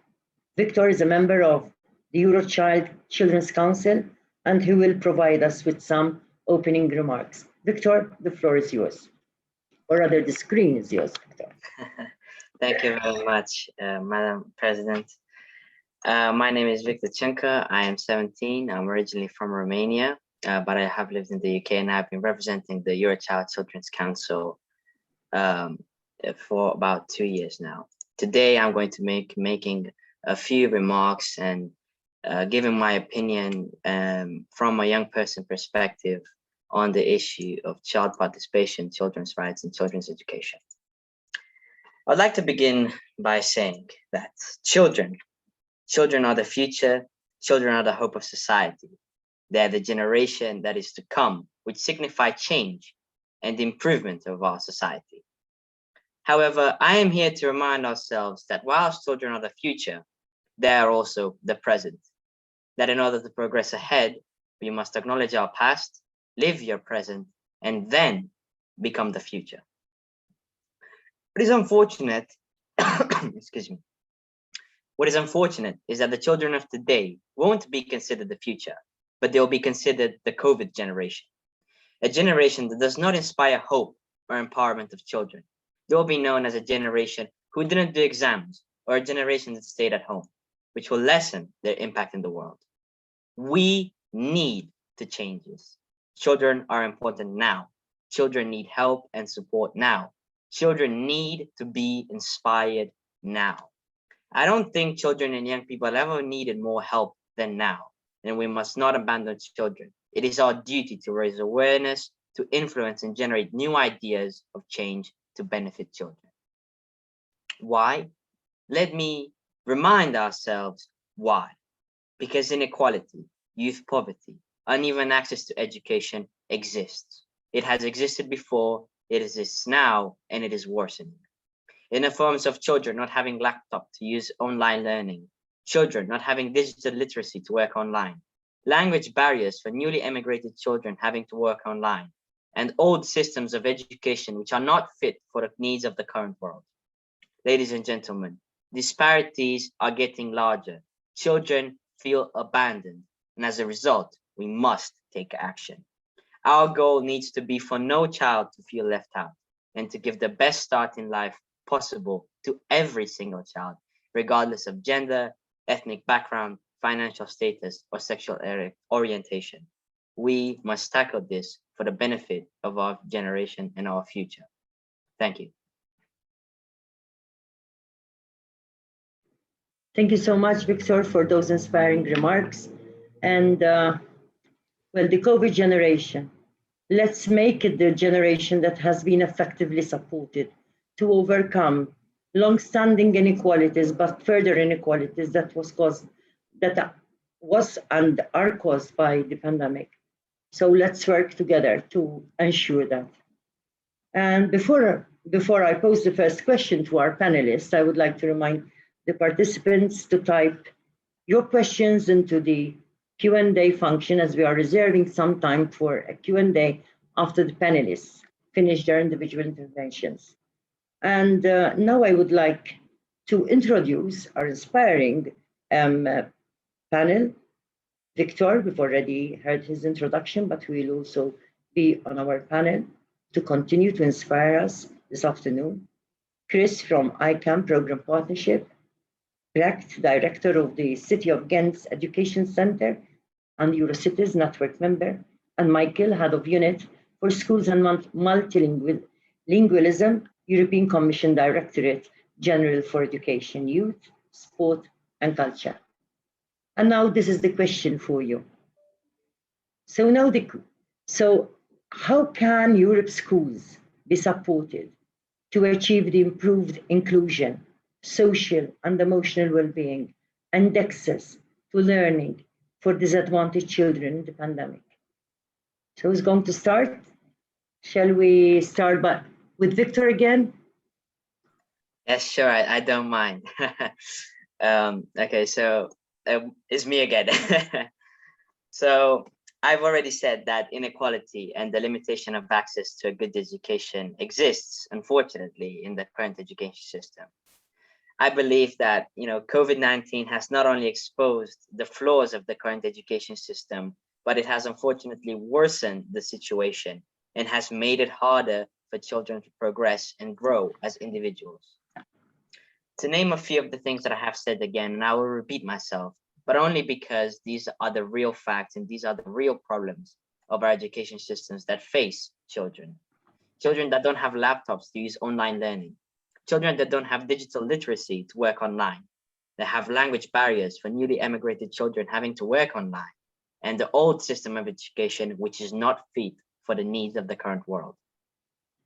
Children that are being left out, children that are unable to compete, and children that are not prepared for real life are children which are failed by the education system. Let us not forget that Charles Dickens, one of the most famous authors in history, was forced to drop out of high school twice to support his family financially. Dickens became an office boy where he learned shorthand. It is thanks to this job that Dickens tried his hand at freelance writing and ultimately became known as the greatest novelist of the Victorian era. Steve Jobs dropped out of Reed College after just 6 months due to financial difficulties. Although he never finished college, Jobs went on to found Apple, Pixar, and Next Computers. Thomas Edison, the inventor of the light bulb, was branded as difficult, and as a result, he was expelled. These are all examples of successful people who didn't finish or go to school. They are seen in society as a source of determination and strength. They failed school, or rather, school failed them, yet they succeeded in life, and overall, the world became a better place because of them. Yet they had to face challenges along the way. 2 of the people I mentioned had financial difficulties. One was wrongly labeled by a school, and yet they persevered. But the real facts of the world are that not everyone is able to do this. And my question to you back is, should they have to persevere? Should students have to persevere in this way? Wouldn't the world be a better, much better place with more women and women, with more men and women like this, if there were less barriers to success, if there was more innovation promoted in schools, and if it would be school easier to succeed and become an innovator to change the world? We must change. Now more than ever, there is a need for the new, for the unfathomable, dare I even say crazy ideas, for it is only innovative change which will successfully tackle these problems. For these problems have always been apparent, and I believe that it is time for us to focus on solving these issues in a further post-COVID world, where school helps students to succeed, where school helps students to become better people in their society and their community in order to make a better world than once they came. Examples in which that we can innovatively do this: schools implementing giving devices to all children in order to participate in online lessons effectively. Not only this, but providing training for children to be able to use these devices as well is imperative, as some of these examples of children have never had a device before, and yet just giving it to them does not solve the problem. There needs to be a tackling of the root of problems. Creating new platforms that are much easier to access by all students should be incorporated within the school and its curriculum, as the future of school lies within online learning, or at least at the moment running alongside what we used to call normal school. Limiting inequality or disparity between children with disabilities or children struggling with native languages as they have immigrated to a different country could be achieved by having a group of teachers which are separate, that have special skills that allow them to work easier with students with disabilities, or that are able to speak native and different languages to help the students who don't speak the native language get by. Such an innovative group of teachers to be given by the states and governments, not something to be done independent by institutions. It needs to be a whole country, whole Eurozone approach. And not the last but not least, the most important, I believe, a restructuring of the school system in order to fit the needs of the real world, for retraining of the teachers, changing the curriculum with the realities of the world. For example, being able to pay taxes and how to do so, how to start a business, etc. Evaluating important historical events, such as the Simón Bolívar conquests and their meaning, the meaning of freedom and liberty, which I have never been told in school. I had to research on my own. We have realized that there is a problem clearly by summoning such a commission as this and opening a panel discussion. The questions that I throw back at you once again are, if not us, then who? And if not now, then when? Thank you. Victor, thank you for emphasizing that all children have so many abilities, diverse abilities that can make really such a whole resilient global society, European society. And thank you for emphasizing that the right environment, an inclusive environment is very important, with the necessary facilities to be available to all children. So now I would like to ask Chris for his response on our question posed. Thank you, Madam Chairman. I'd like to share my screen if I can.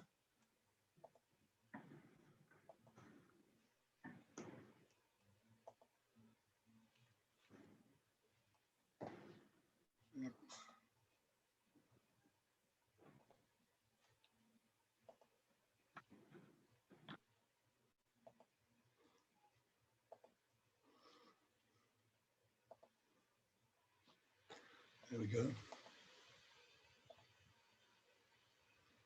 Okay.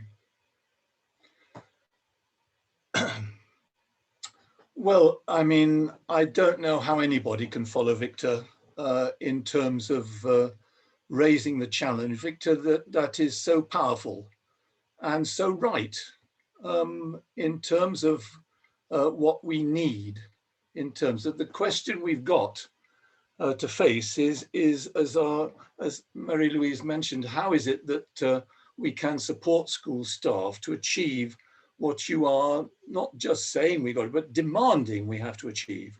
And you're so right, this is an issue which is not about an option that it would be nice to do if we possibly can. It's about fulfilling the rights of our children in the current circumstances. And when we set about doing that, I'm reminded of what it was that a campaign organizer said to Bill Clinton about the election and what was the important features in it. And the answer was, it's the economy, stupid. And I'm sure you've heard that phrase. Well, in our sphere, I have to say, I think the answer is it's relationships for learning, stupid. But I mustn't use the word stupid, because we all know that unless children, and particularly disadvantaged children, form relationships that make them feel happy and secure, they don't learn.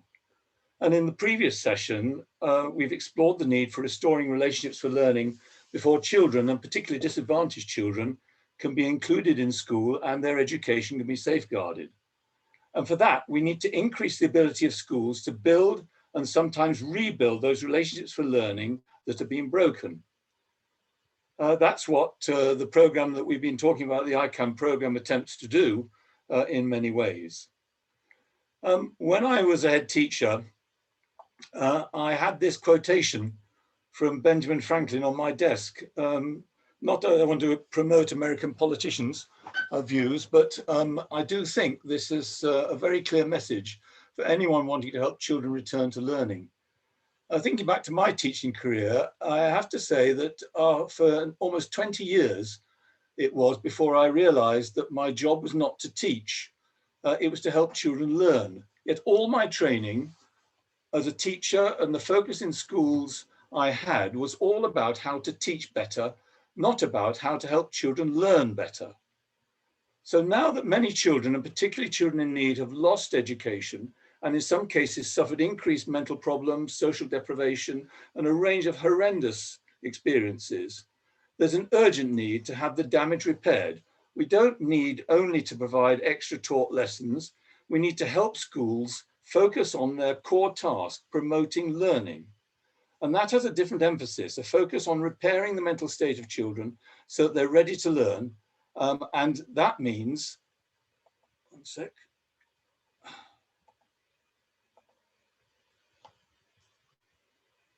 That means we need a way into schools. I could take you into any school in Europe, if only we were allowed to go at the moment, which of course we're not. And we would find talented staff, not all of them teachers, who have a natural learning relationship with children with mutual admiration. They really respect each other. The kind of people who make all the children, even the least well-behaved, actually look forward to a math lesson on a Friday afternoon. When you ask these staff, how do you create that learning relationship that works so well? Many of them can't tell you. They say, they shrug their shoulders and say, well, doesn't everybody? Well, yes, of course, all teachers do create learning relationships, but some teachers do that better than others and more successfully. So one of the ways we can restore returning relationships in the current crisis is to bring forward those talented staff and help them with leadership skills needed for others to create learning relationships. It's sometimes called developing leadership from the middle. And these middle leaders help not only the teachers, but all the staff, the parents and the students to develop their understanding and skills in growing the social and emotional learning of children and developing the whole school environment of convivencia that we've talked about previously. That's why in the Icam program, we develop a significant amount of time to developing leadership skills for school Icam leaders, selected and supported by their head teachers using a person specification. And Victor, I have to tell you that one of the discoveries we have is the influence children can have in respect for that, in identifying those teachers who can be the good leaders to create the convivencia and the style of learning that you as children appreciate and understand the relationship forming that they can make with you to help them teach better and you to learn better, but with the emphasis on the learning for the children. And we're in a much better position than we were previously, and have been for some time, to provide that kind of support. And we need to think about how that can be achieved. There's much better communication and opportunities for sharing throughout Europe, and they're developing all the time. School staff have demonstrated a great deal of dedication in the current circumstances. Many of them are exhausted in that process. And the care for the children, their rights and understanding is exemplary in so many situations, so many cases. And there are programs available to support them to develop truly inclusive schools. To achieve that support, the Icam program, we provide a cascade of blended learning. National facilitators coach school leaders. They focus on achievement in the whole school, developing through active learning and ongoing coaching support, and an ongoing learning community that contributes to continuing coaching over a long period of time. And I emphasize that issue. This again is not about teaching, it's about coaching and helping everybody in that cycle learn from each other so that actually the good experiences can be shared. When supporting school leaders and their staff, the workshops, it's very important to remember the quote from Benjamin Franklin again. But we use this coaching and blended approach because, as we know, lecturing to people just doesn't work. I mean, there's a message for us in this webinar, I think. The evidence is that if you lecture, about 5% of what people are being told ends up in them actually learning from it. But if you use blended learning and approaches like that, about 75% of it works. That's why this webinar won't be effective if we don't get lots of questions and answers and the flow that follows from all of that, because we're busy talking, if we're not very careful, at each other, and that will not be effective. And so in all the support and the coaching we give to help school leaders and other people in that chain work, we have to be very careful that there's an appropriate methodology in developing those particular programs.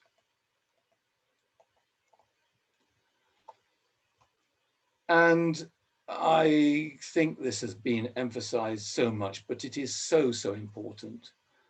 School Icam leaders in our program are coached how to maximize support for everyone involved in the school. And we were asked a question at the end of the last session about what it is that schools practically can do. We've developed a little handbook of good ideas, because we understand that very often schools are unable to do the whole thing, but they want to get started in certain areas. And so many of their ideas are about how children themselves can help each other. And we provide that handbook as simple to implement and easy to operate ideas, but they all focus on how the children can themselves with others develop those learning relationships that are so important in the process.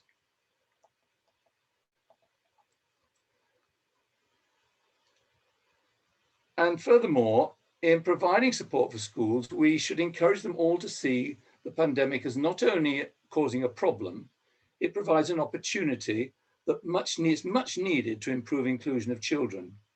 we found that schools adopting the Icam program in support of their children affected by migration soon discovered that all the children benefit.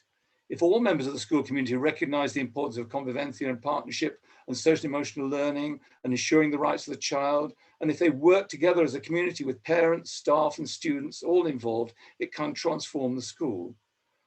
I can take you, actually, I wish I could at the moment, but to an otherwise average primary school in Northamptonshire, England, where the staff with the pupils and the parents, in order to improve inclusion of children in need, developed a whole school curriculum focused on well-being.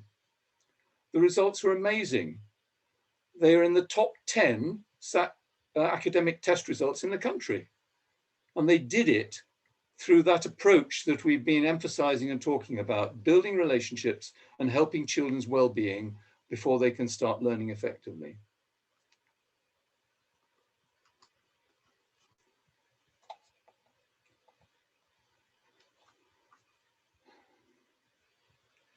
And I should add that in Northamptonshire School, it did take them more than 4 years to achieve those super results.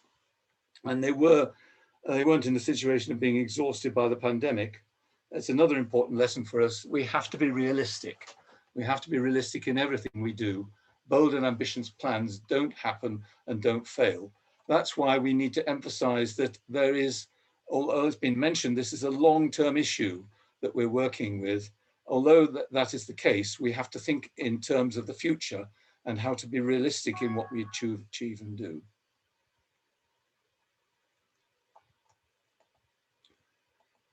Chris, this is the worst part of chairing a session like this. I've literally come to the end. You'll be delighted to know. Okay, thank you. Sorry about that. Okay. Thank you. And finally, applying the rights of the child and the commitment and action required. This has been mentioned by Victor, not an option, it's a requirement. And Victor, I'm very grateful for that input you made at the beginning. It means that my final punchline I really don't have to make because it's been made so strongly. This is just not this is an action requirement, it's not an option.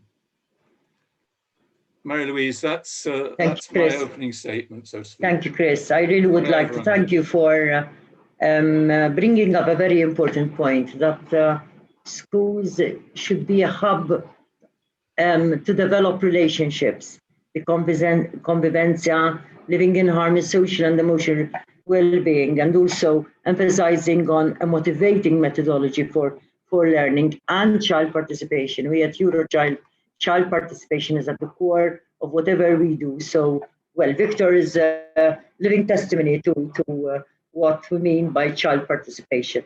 And yes, we're speaking of rights, children's rights. We're speaking of human rights. We're not speaking of options or choices. This is a right. So now I would like to turn to Brecht and invite him to share the screen. Brecht, can you say something about yourself? Because Victor and Chris have, well, been in the other session, but you're now first taking the screen. Thank you, Madam Speaker, and thank you, colleagues, to have the opportunity to talk about how we are dealing with the impact of the COVID crisis in Ghent. I strongly feel for what Chris has said, as he points out the importance of the school as a place where people can meet, but also services can be connected to families. And I also feel that, as Victor says, schools have a huge responsibility in providing development opportunities for all children. But I do think that they cannot deal with this issue, which is a huge issue, alone. So I have prepared a very short presentation of what is to me the central issue. A lot of what I've heard is resonating strongly with what other people have said. The global sanitary crisis, the COVID crisis, has deepened an existing gap between society and education on the one hand, say our society system, and families in vulnerable situations on the other. In Ghent, this is, which is a city of about 260,000, 300,000 people, we're talking about 1/4 to 1/3 of all children that live in a vulnerable situation. So a lot of kids A lot of families are dealing with this. In my opinion, this gap is not, unfortunately, limited to education, but it's a gap that is structural in our society. And only in education you see it this strongly. It is my opinion that in a lot of domains of society, it stays hidden because these vulnerable people do not participate to all fields of society. But as all children have to go to school, you see this gap very strongly in education. So to me, that's an argument to say education has a very important role to play in providing these equal opportunities, but also to say that education and schools are not responsible for that, the only ones responsible for that. Society as a whole has to take up this responsibility. How has it looked? The concrete COVID case, let's say the concrete COVID diagnosis of Ghent. I think the issues that I've taken down here have also been said by a lot of other speakers. I will not repeat them. Poverty has risen, social isolation. A lot of kids have not had the usual opportunities to develop. A lot of school attendance problems. We have a local research in Flanders that indicates that about only during the first wave of the COVID crisis, a lot of pupils have suffered, and also their learning has suffered a lot. We know researchers talk about a 6-month delay in their learning, and of course, e-learning has worsened that a lot. Another one is more cultural. I think the role that schools expect parents to play in learning has also increased a lot because of e-learning and distance learning. So if families, if parents are not strong enough, are not educated well enough themselves, the gap only widens. So what did we do the last year and a half, and what did we learn? One important thing is that we connected with the city and with a lot of services and organizations to the families in vulnerable situations. We outreached to them and strengthened their situation. We provided social and also economical support to them, and also connected them to opportunities for a job and other things. Here, a second point of what we did agrees strongly, I think, with what Victor said. We have to strengthen schools, and for that we need innovation. We have to strengthen their competencies in the level of diversity, also in how to deal with the children with a multilingual background, also in how to deal with poverty that is mostly unseen but has a huge influence on how kids go to school. But also we have to provide more resources to the schools. We have to provide more people. What we did also is when teachers got ill or had to go into isolation, we provided other stuff so the learning process could continue. A third point that we think is very important that is strengthen the partnership between schools and families, especially families with a vulnerable background. There we really see that additional support is needed, really to connect the school teams and the families. And a fourth point is that we try to increase the continuity for the pupils in their curricular attendance. The issue of e-learning has been raised, both materials, but also support and also competencies in e-learning that are things that we work on. And also we have a huge network of volunteers and organizations around the families that support families in the fields of homework and study. The fifth point, however, is very important to me. We see that these schools and these families can't deal with this huge issue alone. It's really a responsibility of the whole community, of a lot of services, of welfare services, of integration and immigration services. We have to link all together in order for the children to have maximum opportunity. And in my opinion, and this is my final slide, to make this integration really work, we have to strengthen the role of local communities and local government. What we have seen in Flanders, at least, is that Flemish educational policy has not always helped the development of our or the solution of the problems that we saw on the ground. Why? It's because it's very difficult on a higher policy level to integrate all these policy fields, and also because the central Flemish policy is oriented mostly towards, let's say, middle class community and middle class students. Not all schools in Flanders have the same issues with and as high percentages of families with say multilingual and other backgrounds. The second thing I would ask for is patience, but impatience. We need to be patient with the children and with the pupils. I think a great deal of the way in which policymakers have looked upon this problem is very impatient towards children. Somehow, some politicians think we have to solve this in 3 months' time or in 2 weeks' time. This is, of course, not possible. So we have to give the kids a break and think long term, but in the meantime, set high goals. So patience, but impatience.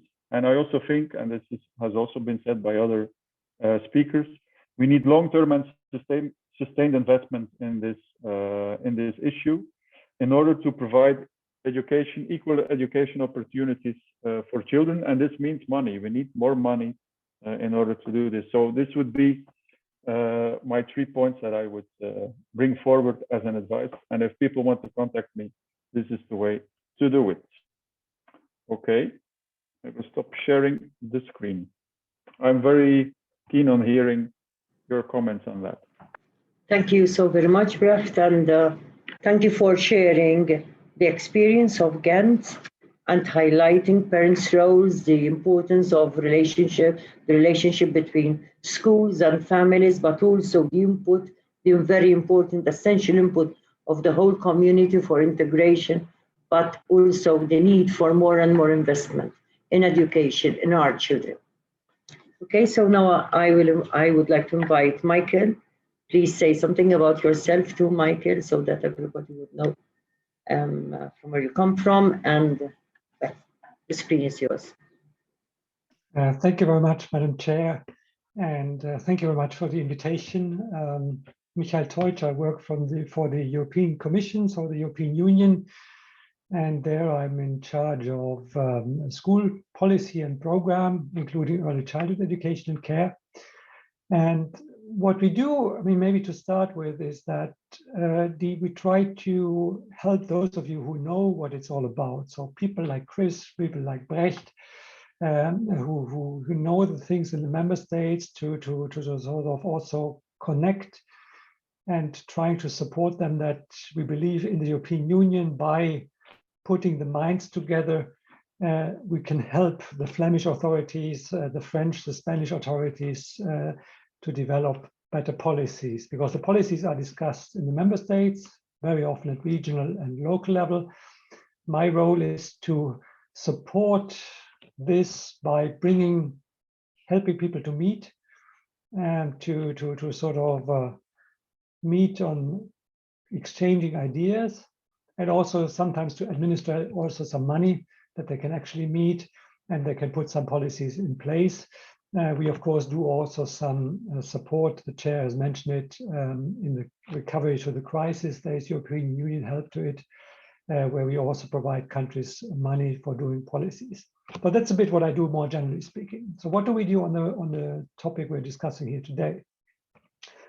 I mean, it has been said also by speakers, on the one hand, this equity in education, the lack of equal chances, is something that is not completely new. It's been there for a long time. And I must say that overall, there are wonderful examples, but overall, I think we can say that education systems have overall failed to keep up to the promise that education should actually provide equal opportunities to everyone to succeed. Because if we are honest, we see, as always, wonderful schools, we see fantastic teachers, but if we look at the systems, they rather reproduce the inequalities that we have, or sometimes even make it worse than and then sort of providing better opportunities at system level. It is, of course, countries who are doing that better than others. We have some countries who are quite able to have education systems which help a majority of pupils to develop well, even if their parents don't come from from backgrounds who have either money, either higher education themselves, or the resources that is needed. We have some systems, but many of them don't have it. As has been said before, these problems have become rather worse during the current crisis. We've seen they've been rather strengthened, that those who are very better off before have also come better through the crisis and not. We're working on this. We're working on this together by helping countries who wish to do so to learn from each other. So we hope, and we have, for example, Flanders is quite active in terms of discussing with colleagues from Italy, from Spain, in terms of say, how do you do your teacher education? What do you do on social inclusion? And then hoping that this is sort of fed back into the Flemish system or any other system. So that's one thing we do. And we have now just, the ministers of education have met in February, and following a proposal that we had made, they've put their head together to think what are the big challenges that we have ahead. And they have just decided that they want to continue thinking about European voluntary guidelines and to say, what can we do to develop more inclusive education, equal opportunities in education in the years to come. We call it an initiative called Pathways to School Success, where we look, how can we make sure that not only 60 or 80% of the pupils get a good education, but actually all have a chance to do it. And we are thinking of, we're discussing there, how can we actually find out where these schools are and children are so that we can provide better targeted support.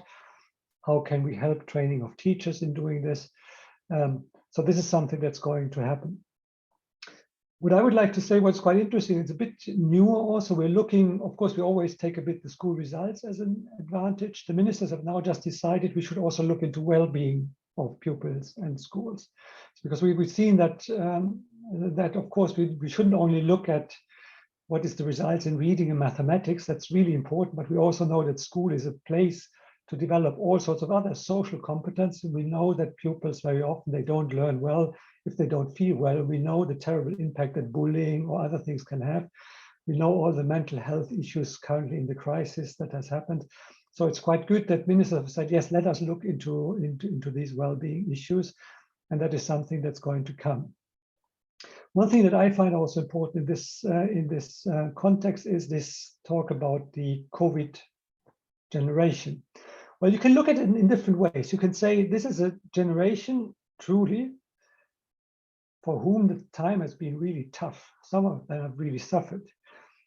What we are also going to try to say, but listen, some of those teachers, some of those young people, I mean, look at what they have achieved. Look at, I mean, if you have gone through this 1 year, 1.5 years, and have been able to still go through it in a way that is, and you're still okay afterwards. Many have suffered terribly, but many others have managed, despite all the difficulty, to get through. I mean, look at what this is in terms of the social competences and the learning and the resilience they have developed, which is really so important. So what we are trying to do also now to say, okay, we have to look at school results, but please, when we discuss with countries now about quality assurance, I mean, the inspections, please also look at how the schools and the teachers have gone through it and what they've developed as other competences at the same time. And I definitely think, in particular, if I look at the Flemish, you mentioned it, Brecht, the Flemish, the learning loss. Okay, there's maybe a learning loss in mathematics and reading. Reading and mathematics is very, very important. But when you assess the children, what we are trying to discuss now is, don't assess only the mathematics and the reading. Please also look at their well-being, how they do with their friends, how they interact and all this. Because as Chris Gittins has also said, this is as much part of the learning process to relate at this. And we're trying to do this also when we look at the policy initiatives like the Pathways to School Success and the well-being. And we're trying to push and to also have some initiatives in terms of our exchange programs to look at the teaching profession, to see how can we support teachers when in their professional development, be it initially, but also the updates, the training. Because many of them, I mean, motivation is very high, but of course there's lots of support in terms of teamwork, how to do that, how do you combine more classical classroom training with classroom learning with involvement of museums and other issues outside. Many of them don't really have experience in doing this. I mean, some of the good practices that Chris Gittens and Brecht de Müller now have mentioned, I mean, they are wonderful, they are everywhere, but they are very often not mainstreamed. I mean, you can find, I don't know how it is in Ghent, but I'm sure you have schools which are wonderful and others do the complete opposite, when they just do their 100% very traditional front classroom teaching. I think much too much of this exists. So we really hope to also support teachers who've done a fantastic job in the big majority of them in order to get more teamwork done in the work in the long term. And what we do with this, I mean, I mentioned peer learning. Maybe you mentioned financing. We have Erasmus program. The Erasmus Plus program is a program which is there for all education sectors. It is also there for schools. So we really hope by allowing teachers to exchange between themselves to also put their heads together to develop teacher professional competences, professional development, to also motivate them for this profession, which is also very often issues that teachers are struggling because they're doing such an important job and they are not as well maybe recognized in society. So all of this, we hope to support it by putting more emphasis on teacher exchanges and teacher education program. Maybe last but not least, you mentioned you know that the European Union has quite some big programs, economic recovery programs from the crisis. You mentioned investment. I'm happy to see that many countries have used the opportunities that they have to actually use part of this program for investment in education, be it in different areas, be it on the social side, be it in better using digital tools. And so this support is there, and it was offered. And in our guidelines, we're currently negotiating that with member states. We're very happy to see that many countries have used these opportunities and actually invest in that area. I mean, the job is done. I'm very much convinced that we have the good practices everywhere in Europe. We have wonderful teachers, we have wonderful schools. The big challenge is to make sure that those big practices that are there are actually becoming sort of not just lighthouses of good practices, but sort of the majority of schools. And that's what we also try to support with our EU programs and putting then also the international dimension together. I'll stop here. Thank you very much to everybody. Thank you, Michael, for informing us, giving us such information and highlighting the point on targeted support and also the emphasis on teachers, but very importantly also the importance on well-being, not just the core subjects within our learning environments. So now I would like to pose some questions that were actually put in our Q&A, and the first one is for Michael. Sorry, for Chris.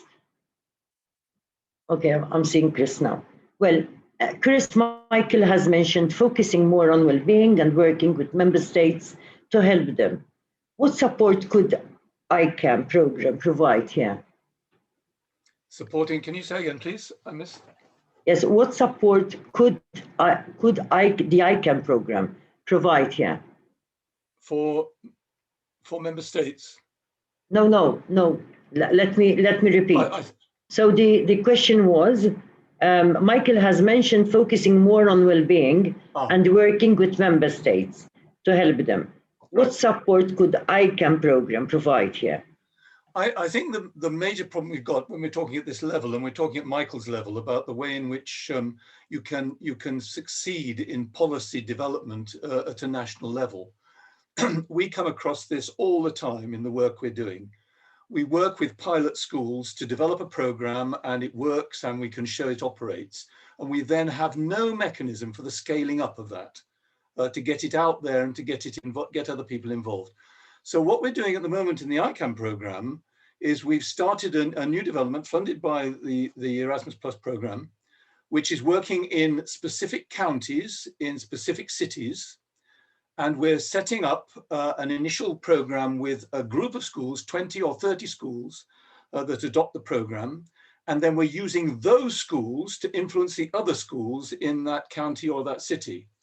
Albeit it has to be, fundamentally it has to be, with the support and enthusiasm of the city itself. They need to provide the facilities and the support for that.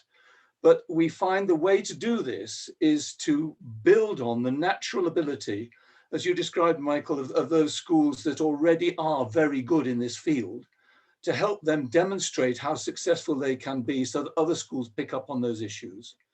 And we're in the middle of this program at the moment. It will finish in June next year. And we're already showing that, unfortunately, the pandemic has blown a hole through our ability to be able to communicate with people and get things to happen. But the structure is there to help make that operate. And I think that is so important. It is no good as having initiatives if we don't build into that the way in which those initiatives can be disseminated. And it's not just a matter of, like now, holding webinars to tell everybody about it. You need specific structures to work with schools that are successful and then help those schools help others. Thank you, Chris. And now I have a question for you, Michael.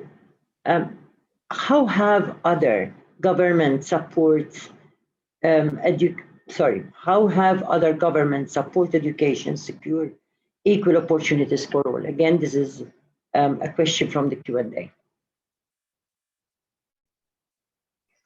I mean, what governments have done to support the children at a disadvantage. I mean, there is many things. I mean, one thing that I find particularly interesting, without being exhaustive, we've seen governments who actually try to find out what's actually going on.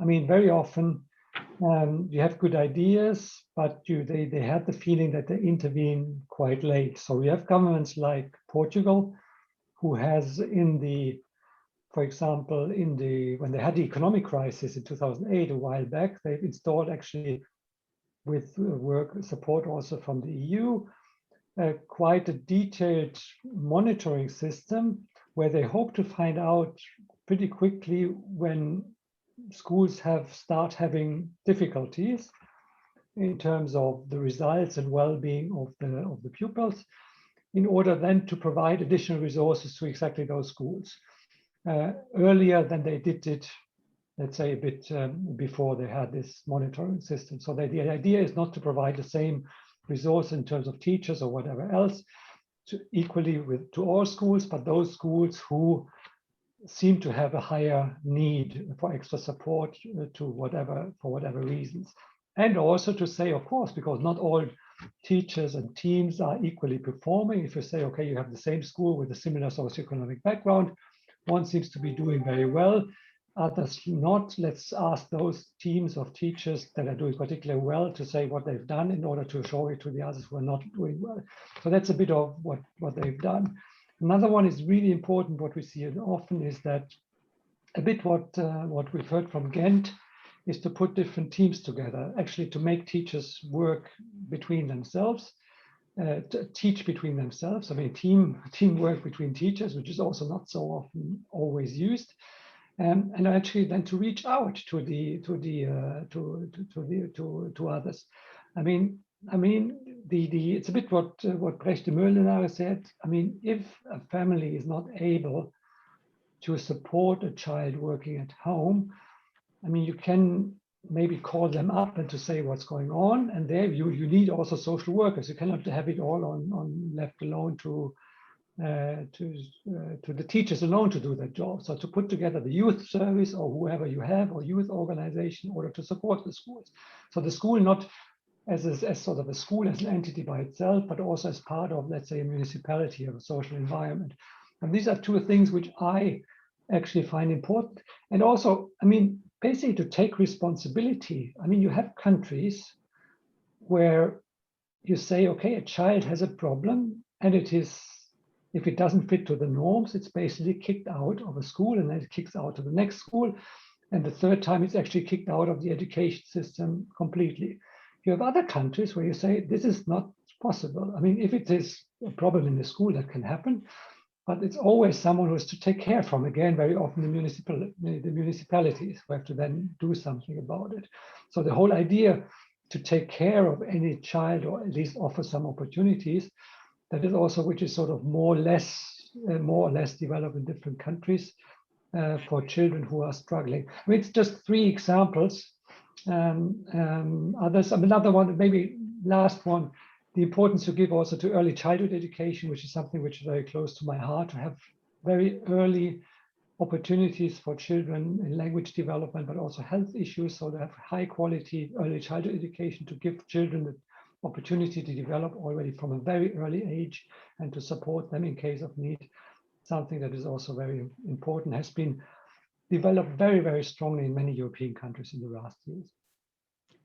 Thank you, Michael. We have just 5 minutes to wrap up, but I would like to ask Brecht, as a panel member, what would you take away from this event, having listened to other presenters and following the questions from the attendees? I think, thank you, Madam Speaker. I think the issues that we are confronting are actually European or maybe even global. And I think we should stay in dialogue around these issues, because they will be tough to tackle, and they will not lessen. So I would suggest keeping in touch, and also maybe having special programs on these kind of topics that maybe the European Union could, or European Commission could provide a mental space for development of policy, also for exchange of policy and of what we and of our experiences. That could, and also to connect it to academics and innovation. That would be very interesting to me, because what we are trying to do now in Ghent is I think very good, but we won't solve the problem completely. And I would be very glad to learn from different cities and other policies. So that would be my question towards Michael, maybe, if your unit or others could really keep us connected. Yeah.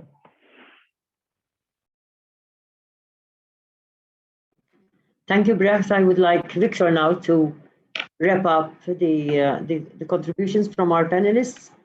So I'm just going to answer the question that you said before about taking away from this panel discussion. I think that, as we have seen today, about 200 people came along. So now more than ever, there is a realization of the issues that are happening. Whether it was COVID or not, it doesn't matter. The fact is now that people know that there is a need to get involved. There is a need for change. And what I will be taking away from this panel is hope and the desire to fight for change, to fight for the improvement of our education system for children and for future generations. And I think that is an inspiration is in itself through the sheer number of attendees that have come here, the enriching discussions. And just, I enjoyed myself being here, and I would like to thank once again for allowing me to be here and to speak. Thank you. Well, thank you so much, Victor. I must join you with your hope and all the, well, your intervention. I definitely uphold what you've just said. Well, before concluding, I would like to thank, on behalf of Eurochild, all the speakers in the 2 sessions for their inspiring and insightful contributions. I would like to thank each and every one of the numerous participants of this event. Today, we have shared knowledge, experiences, and ways forward to ensure equal opportunities for every child across Europe and to overcome inequalities in education. There's no one solution, as we have heard, to achieving equal opportunities for every child and to ensure access to inclusive education for all Europe's children. There has to be a comprehensive and integrated approach to meet the needs of all children in need. We must promote a systemic change that is focused on restoring relationships through social-emotional learning and convivenza, living together in harmony that is. But this also requires more investment in professionals that work in education, not only teachers, but also paraeducationalists working in psychosocial fields. It is also vital to ensure that the voices and rights of children are at the heart of all decision-making that affects them and to empower children to be themselves the agents of change. This is a key message of Eurochild's We Can Believe in You campaign. The pandemic has had a devastating impact on children's education. It is now the responsibility of adults to respond to them and ensure that children in need have access to free, inclusive, and accessible education across Europe. Finally, I would like to inform you that we will be following up by putting the recordings and presentations will be published on the Eurochild website. We will ask panelists to respond with written answers to any outstanding questions, and these will also be published on the Eurochild website. An event article linking the webinar discussions will be available, linked to Eurochild's Pan-European campaign article on Can We Believe in You? An evaluation form will be sent to you and would appreciate if you could take a few minutes to complete and return to us. And finally, but not least, I would like to thank Eurochild Secretariat, in particular Ali, Kirian, Jens, and the whole team, led by our Secretary General Jana, and also Marius Frank for giving us a helping hand today. Thank you all so very much. We look forward to meeting you again. Thank you. Bye.